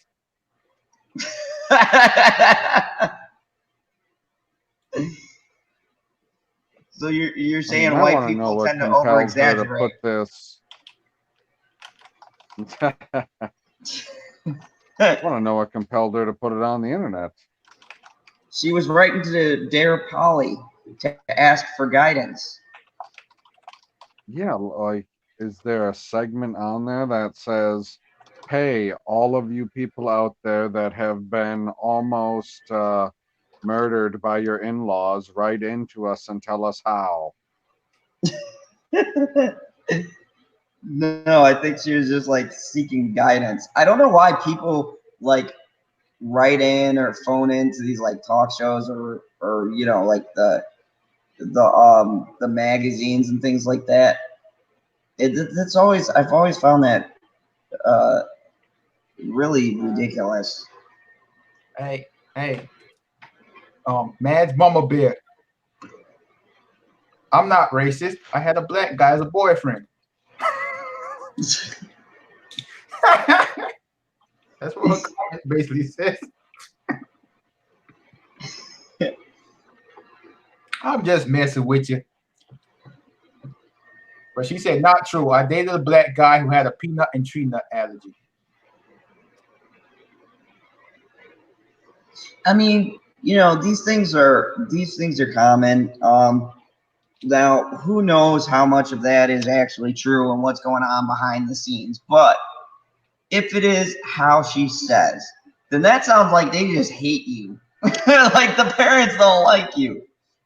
Hey, what's the person's name again? Hold on, I gotta get to the Ridiculous bitch. RB. PB went in hot. You better walk away. Hold on, pulling the article back up.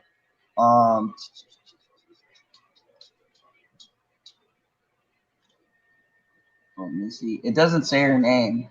Oh, she's white. Just the article, Dear Polly. She's white. Gotta be anonymous. Does it say where And she's then DDL for disrespected daughter-in-law. where it said? Oh my god. It's on Ask Polly. The location. Oh, she doesn't give a specified location. She just gives like the situation. Oh, okay. She said she's on planet Earth, because if that's true, she's a real bitch. No, she just goes into how she has the allergy, and every time she comes over, they put the mushrooms in the food. The time she got hospitalized, and what do I do?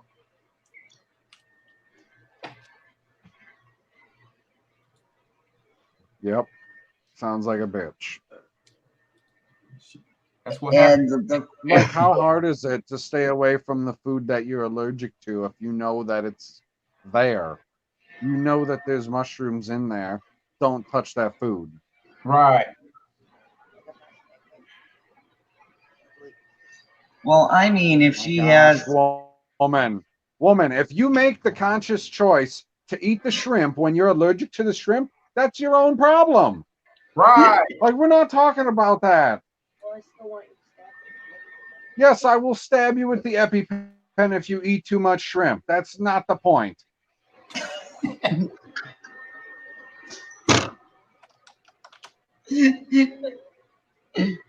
tonight on General's Love Stream,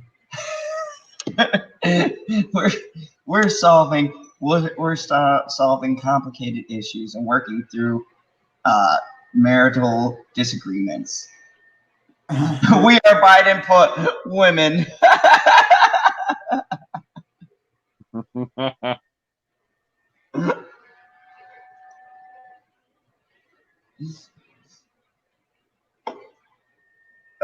Matt's mama bear said they put it in the mashed potatoes.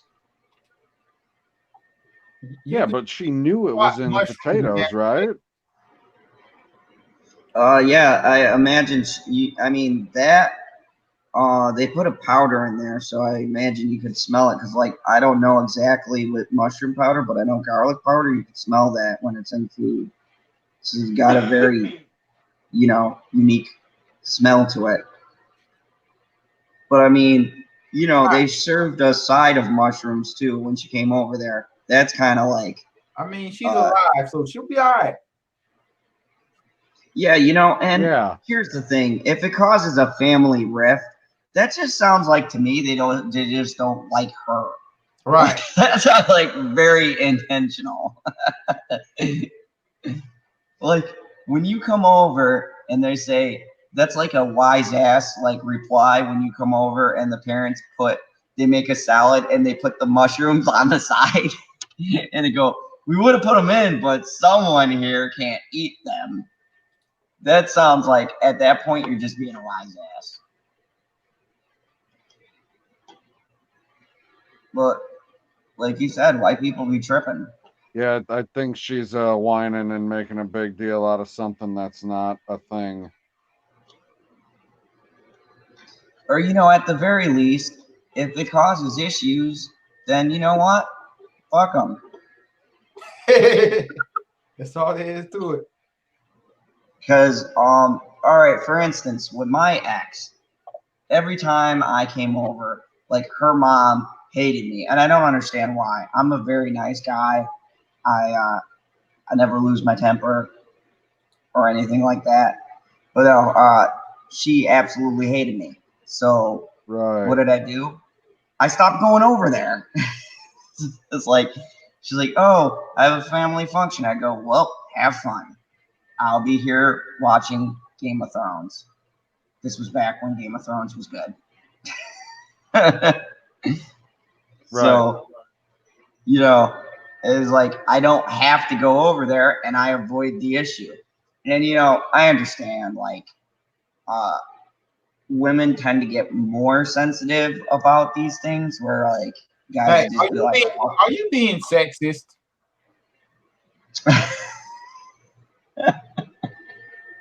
no, I'm being a realist. Realistically, women tend to get more emotional about the fact that this is happening to them, where guys will just be like, fuck it, I'm just not going to go over there.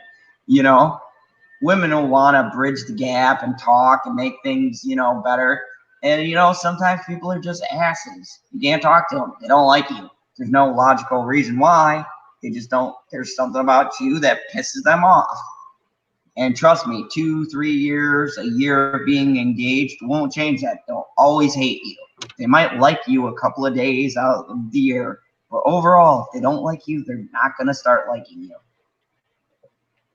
So, you know, you either got to work around it or just say, fuck them.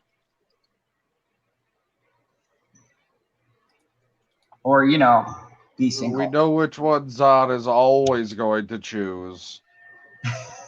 I find it interesting that you're giving love advice to a lonely man. Yo, I'm here for you, LB. No, he's giving it to the turtle. Hug. Hug. Come on, Zod. Hug. Hug. Come on. What is happening right now? We're hugging it out. We're hugging it out. I'm here for you. I feel the love. What is? Come on, PB, you can get in on this. PB, come on now. Don't bring it in. Bring it in. Bring that beautiful white icon in. Okay, just imagine that I'm doing it. I have my arms in the air. It's true. Great. I feel it. Shaped just the same way yours are. I feel it. I feel the love. Ducks fly together. Flash the duck in the corner. Oh, yes, hold on. Quack, quack. StreamYard. Another successful stream brought to you by StreamYard. When you need to stream on YouTube, use a duck. StreamYard. Mike Dirty says, PB, let me hug you.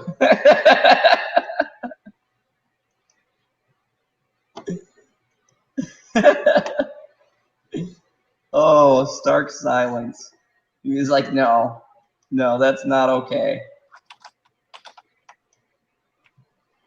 Well, you know, we've had a lot of love going on. I mean, that was the articles I had, you know? I felt the love.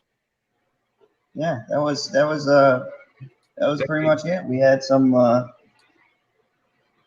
good stuff. I felt like that was a nice positive note. So yeah. You guys got anything else? I got nothing but love for you, Zoddy. Thank you, LB. What do you want Thank from me? you. You got anything else for us, BD?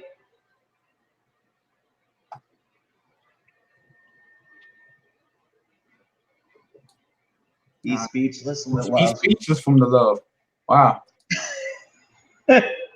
This was a really productive stream. You know, I came off of hashtag gender check. If you guys don't know, by the way, check out the Lethal Lightning channel. You will see me there on his latest stream.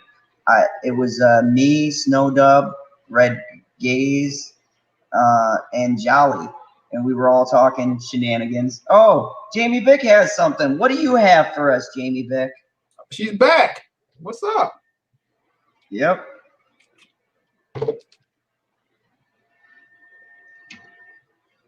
I mean, we were giving out hugs here, Jamie Vick. You mixed it. There's a lot of love going on.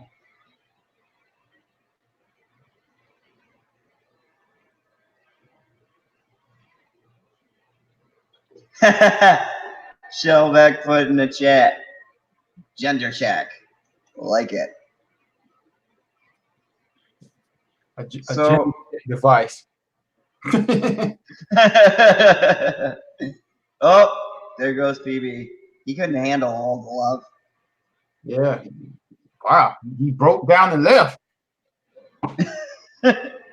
He's probably like an emotional wreck right now. Mm-hmm.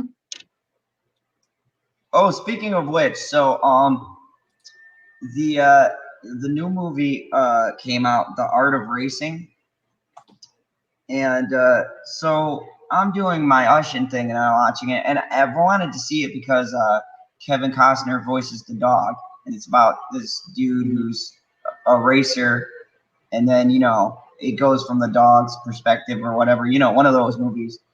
But I'm sitting here, and tons of people come out bawling. So I'm like, I haven't really checked out the poster. And then I look and it's like, from the people who brought you Marley and Me. And I go, nope, not seeing that in theaters. Oh, yeah. I went through that emotional roller coaster once. I'm not going to do it again. He's back. He was feeling the love. He had to pop out for a second. How you doing, PB? So Jamie Vick says, I'm surprised to how many people have started following me on Twitter. I just want to thank you all for that. Hey, no, you're welcome. Yeah, Jamie Vick, you're cool. You're a good person. You cool. You good in our book. We rock with you, Jamie Vick. So if you enjoy using Twitter, well, that's where I'm at most of the time. I mean, that's the social media app that I'm on. I got Facebook, but no one talks to me on there. I got Instagram, same thing. Yep. I got Discord. Same thing. I mean, I just don't get Discord. I mean, I know how to use it now, but it's like, man, too much social media. So Twitter for me is where I'm on practically all day. So yeah, that's my thing. But I'm glad you're gaining some followers. Let's see, tomorrow during the day, I'll tweet out and let the people know to follow you on Twitter so you can get some more followers and all that cool stuff. And I will as well, Jamie Vick, because you're good people. You responded in my chats and my videos, and I really appreciate that. I do. You know, I appreciate all of the people, and this is for everyone too watching. We've had a good amount of people watching over these past streams, and I'm just gonna take a second, and I want to thank all of you people who are listening now, everyone who constantly watches. Well, I appreciate your thanks. Except for people on the panel, like PB, who wants to just steal the moment after we had the emotional hug. I was having some connection issues and dropped out for a minute. Look, I hate to let y'all know watching. It might get real lovely once the stream ends.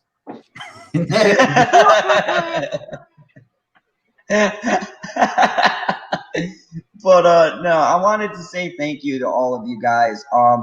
I've gotten like you guys talking about me and other people's streams and stuff like that, and I want you to know I really appreciate it, and I want you guys to know that I don't care if I have 300 or if I have more subs than that in the future. I always enjoy this core following. I know all of you guys who come in here. I got your names down, and no matter if I become big or not, I won't forget the people who helped my channel when it was a small channel, because you guys are the foundation, and you guys are the ones who consistently watch me every night. And I think it's important. You got that, Shellback? He won't forget you.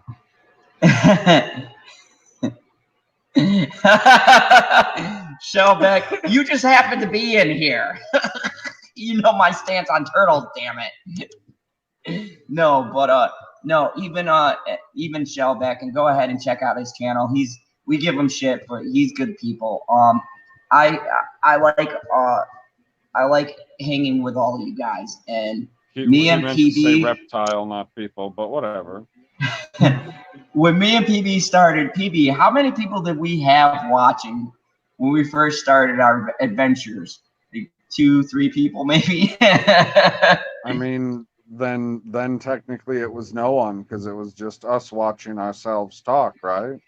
Yep, a couple of the shows, yeah, were just us when we first started our game of Thorns before it caught on, and then we said we wanted to do this. Our very first fandom zone, or it was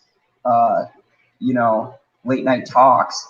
We had just you and me chatting back and forth, and then we've had these great panelists join us, and I'm feeling really lucky. And yeah, of course, diversity. yes, Nico, you were always there too, and Butterfingers, you guys have always been there. I appreciate all of you guys. No, Goldfinger used to be here. Oh Then yeah. He went through a transition where he turned into a delicious candy bar. Yeah, I mean, you guys are the people that make us continuously go on every night at midnight. Like they said, several times I've been told, you don't have to go on tonight, and I'm like, I do, because I got people depending at the midnight hour that I'm going to be there. Don't, bro. PB wants to hang out with the wife sometimes, you know. He's gotta go out at midnight every night, except for when Hobbs and Shaw is played late. Yeah. You know, sometimes PB wants to hang out with Raji. He's sleeping. I think they're all sleeping right now, thank God. You know you're lying with that. He's glad he gets his alone time. Them dogs be crazy. I woke up with a bunch of like wagging tails and licking my face. I'm like, what the fuck is going on? That's what happens when you're north of the fandom zone. Oh man, there was dogs and bears and no cell service. Oh, like what the fuck, man? It's like God's country. It is. It's wonderful. Matt's mama bear just put. Oh, I gotta highlight this. LB brings all the girls to yawn. I'm just a lonely man. Like I don't know. You know. There was a musical note there, Zod. You're supposed to sing it like the song. I'm not trying to do a Lethal Lightning and Sean Stackhouse thing right now, but now that you're highlighting that message, it's funny because like my female audience, like in my stats, is raising. Like it used to be at like 7% around December, but now it's like at 44%. So for some reason, I'm doing something. Yeah, See, well, you know, I it's don't know. because More it's because you're a videos on Muslim. camera. More videos on camera. Or it's maybe it's because I'm affiliated with General Zod now, so that might be a possibility. That's true. No, that is not how you get female viewers. So how do I screen share? Ooh, good Just question. It don't matter. I don't got like for right now. I'm looking at it for August, 46% female. July, 40. What is happening? Huh? It's a turtle. Dude, I just now saw that you sent the freaking link. Cause I was like going back to like, cause I thought I had Jamie Vick had followed me, and I thought I had hit the follow button back, but I wanted to double check, and that's when I saw that you sent this link. I guess I was like waiting for you to like say something on the stream, like, "Hey, okay," you know, or something. I don't know. Anyway, yeah, yeah, dude. so welcome, Shellback. Thank you, sir. But yeah, dude. I'm actually. I mean, you guys know that I'm doing like the college thing, right? Yeah. And Yeah, Turtle I'm College. yeah, right. Anyway, one of my classes that They I'm train currently you how to in. use your lightsaber, right? Well, not this quarter. No,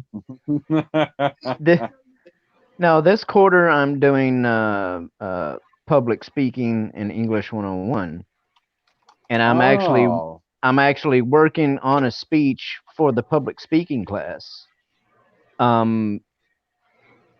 dealing with all that AR-15 crap.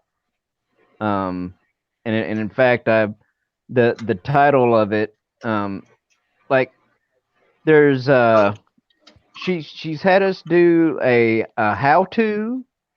She's had us do an informative, and this one is supposed to be persuasive. And so my I'm doing it on the AR-15 and in relation to all these shootings and stuff.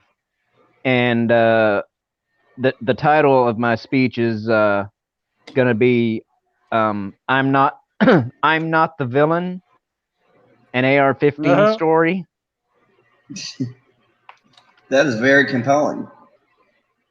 But so yeah, and I'm gonna like you were saying earlier, I'm gonna be like talking about all the they don't, you put them on a table and they don't do a damn thing all day long, and just. What do you mean? I was told that guns get up, walk off the table, and go and kill people all by themselves. Right. Which, hey, I've seen that happen before. Here's a little fun fact. Rifles of all kinds, like all kinds, not just ARs, but of all kinds, only account for about 3% of all criminal firearm deaths. 3%. Well, yeah. And that includes, like I said, that includes other rifles other than the scary black ones. Sorry, banter.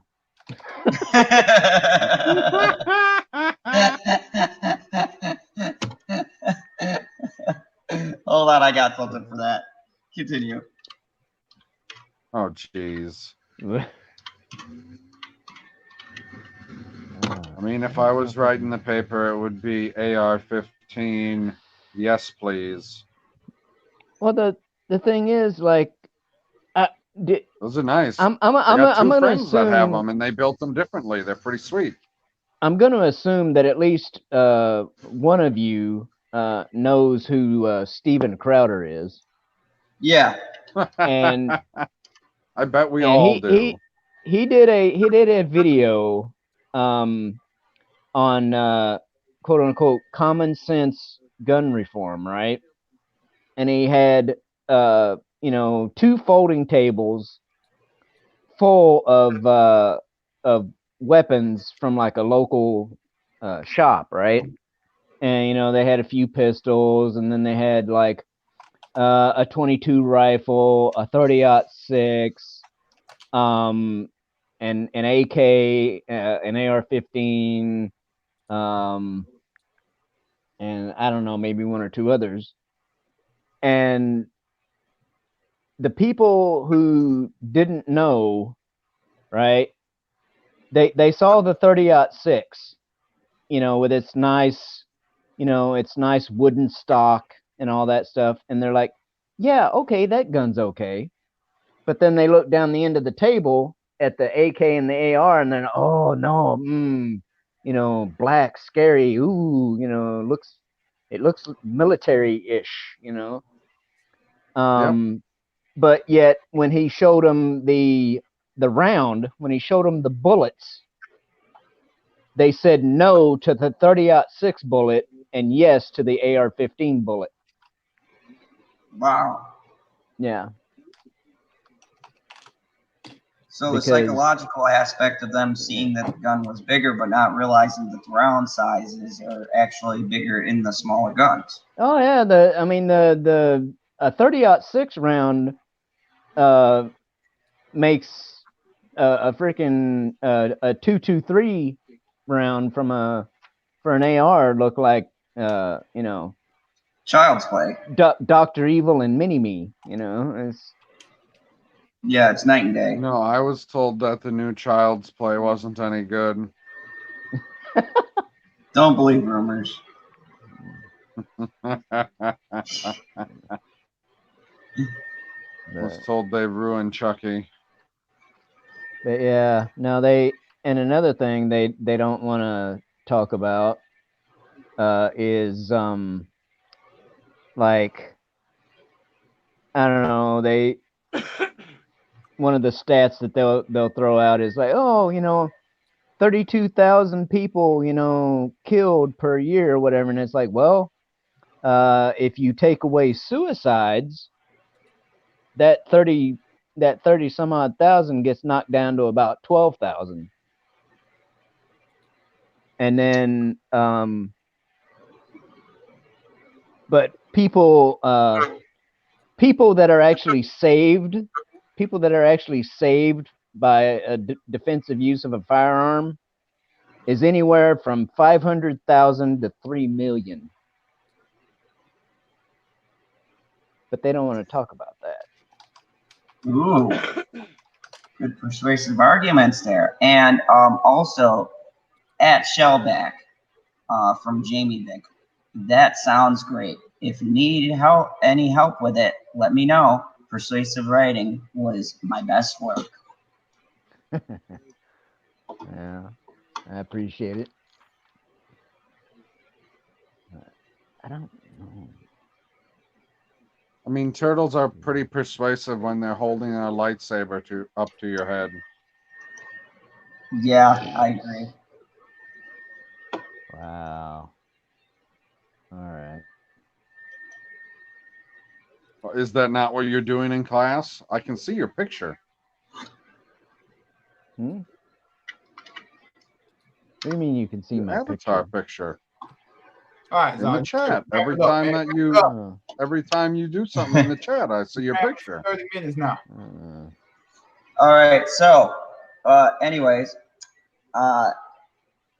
even though Shell joined a little bit later, I do have to wrap things down because I have a little dictator I've got to go see a movie. It's Tater Tot. I have a little Already. tater tot that I have to take to go see a movie, which I know what she's going to pick. So, does that make you tater salad? I suppose so. Anyways, let's start No, with. that makes Zod a dick. Tater. Jesus Christ. Let's start with LB. Go ahead and tell him about yourself, sir, and how you are super close to 5K, and people should start subbing and watching your stuff. Watch the stuff, don't just sub. Don't be like proper Jeremy, trying to troll, messing up my statistics. But yeah, right now I am 400. I'm not. Oh wow, 4,954 subscribers away from 5,000. So looking at my statistics, I'll probably be there unless one of my new videos does real well. I'll probably be there Wednesday, Thursday, and still trying to figure out what we can do to celebrate 5,000 with all of you great people. Right now, I'm going through my statistics and my analytics, trying to figure out how I can grow my channel a little bit more. But hey, I appreciate all the great people that have been with me, and we'll figure it all out. But Mad Squirrel is not here tonight, but you all subscribe to Mad Squirrel's YouTube channel. She's a great human. She Not human, deserves it. Mad Squirrel. With 5,000 people, how can you be lonely? That's well. Let me tell you how. Only about 4% of my subscribers watch my videos. So yeah, that's how. Yeah. And of course, we have the turtle with the lightsaber. Hold on, before you move, hold on. I'll tell you right now. Yeah, for 2019, 3.6% of my views came from my subscribers. For the month of August, 8.4% of my views have come from my subscribers. So yeah, my subscribers ain't watching my content. So a lonely man sucks. Moving on. Well, I mean, it's improving though. Yeah. Like August is better than the average. Yeah, you're right. It's all the women. Yeah. Like These for the loyal women. The month of July was 2.7% of my subscribers watch. So yeah, it's an improvement so far this month. Interesting. So ladies, keep watching. And let's go to the turtle of the panel. Go ahead and tell them about your channel, Shellback, and what kind of content you have, and if you have anything new coming. well, I guess you could call it a variety. Because I mean, I've talked about more than one thing. But I haven't done anything in the last couple of weeks. But you know, because trying to concentrate on schoolwork or whatever. But I don't know. I probably should like try and put something out about this all this gun crap, because it's, you know, it's something that I'm little passionate about, you know. But, you know, I mean, I don't know about you, but you know, being a veteran, you know, it's like, you know, 1A and 2A all day, you know what I'm saying? Hell yeah, man. But us squids gotta stick together, as my Marine buddy would say. Fucking Marines. But yeah, I feel the same way, and like I said when we were talking about it, this is always something that comes up. It's around election season, so now it's going to be a platform because they have no platform, so they can run on this. So, yeah, and Shellback does some great stuff. So go over there and check him out. He's got a good channel. Don't you have a Twitter? Which, yeah, it's Shellback TJC, aka Hallmark Channel Jeremy. So definitely go check them out. Remember when it's exactly the same as your YouTube channel. Yeah, well, I am planning on having conjoined twin surgery sometime in the near future. So like Ooh. I'm gonna you know, You're cut off adding a twin? I'm gonna cut off the Hallmark and just use Hallmark as like, you know, for Council of Jeremy streams and whatnot, and just keep the content making for the show back. So you're just gonna be Shellback TJC, Right. aka. No. You said The you were just AKA gonna cut off. No, you said you were gonna cut off Hallmark and everything after it. You The AKA comes before the Hallmark. You freaking dim-witted freaking cheesehead. Oh, I was looking at your channel and I was like, huh. Separating the Hallmark would constitute the removal of the AKA. That's why the AKA is there in the first place. Oh. Jeez Louise. Okay. You need to cut back on the cheddar or something, man. Come on. Got into my brain.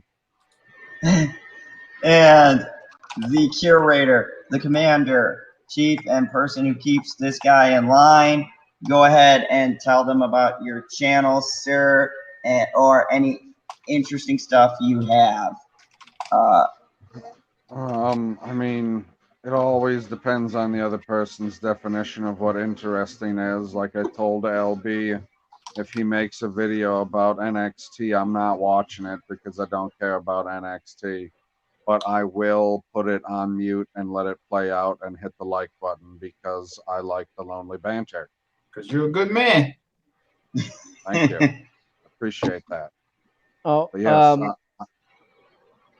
sorry for the what was that, interruption, Jim? but I have to point out that Perp Minded said sub to me also, even though I'm not on the panel. So, and I put yerp, subscribe to Perp. No, bro. You added Sean? Yes, I did. while we're wrapping up. Yep. Okay, yeah. I'm PB. You can find me on Pop Culture PB on YouTube and on Twitter. I'm going to have a new High Council highlight coming out later today. It's about Odin's movie blog picking his favorite guys. Huh? I just want to point out that it's only 2:53 in the morning, and these streams have run much longer. Yeah, they've also run shorter. Sean, we was legit done it 53 minutes ago. Really? Yeah. Pretty close. Yeah. I have the little dictator with me, so I got to go take her. We rambled for a bit. Tomorrow. What movie? She wants to see Hobbs and Shaw. Interesting. And yep, that's my little She girl. wants to see Black Superman. No, she's more of a rock fan. How many times will this be that you've seen it? Third. Hey, wrap it up, Zod. Sean, you want to play the channel? Hit the button. Jump in. Go ahead and yeah. What's up, guys? Apparently, I'm just in time, according to Mad. But yeah, I'm at Sean Stackhouse. You can find me on YouTube at Sean Stackhouse Reacts and on Twitter at Sean Stackhouse. I have great timing. And of course, this has been General Zod's channel. Thank you for watching, everyone. So for my Fandom talks, I've been thinking about ideas, and my first Fandom talks, I am going to host someone who deserves to be hosted first. And everyone on the panel and all the people. Damn it! It's like he's in my head. Yes. Well, what do you mean that you're going to host somebody that deserves to be hosted? I'm going to have a Phantom Talks, my first Phantom Talk. I'm gonna have it with Mad Squall. She's done a lot for my channel, and she has helped everyone here on the panel numerous times with different things. Oh, for sure. Yeah, I'm going to do a Phantom Talks with her. Funny part is, I was going to let her know on this stream, but I'm just gonna have to DM her and go, "Hey, watch the end of the stream." So, is it going to be a live stream? yeah, it's like if you go back through my catalog, it's the Lee's talks I used to do where I had Mary and and all of them on there, but it's going to be changed to Phantom Talks, and the relaunch, my first episode will be Are featuring. you saying Phantom or Fandom? I'm saying Fandom. No, Okay. he was saying Phantom. I thought it was Phantom too. Okay. I was like, Because No, I was gonna ask him. So, is he gonna be the Phantom? Like he's gonna be there, but he's just not gonna be there. You know, like a Phantom. Right, like he's just going to put banners on the screen. Exactly, just like this. well, I mean, if he gets any wider, he will be a Phantom. Add another layer of Crisco. See, this is why I said earlier at the theater I can't stand white people. It's great to hate your own race, Good job. Hey, that's what mainstream media does. So, you know. Oh, yeah, no doubt. Yeah. But, oh my! I saw your video on the LB. Okay, so not to extend this thing any longer, but hey, save your thoughts. We wrapping this up. Zod, tell come on, man! I wanted to know some people's thoughts about old Miss Arquette with the freaking. We can talk. I'm sorry, I was white. We can talk about it after. Wrap it up, Zod. Neil before Zod, good night.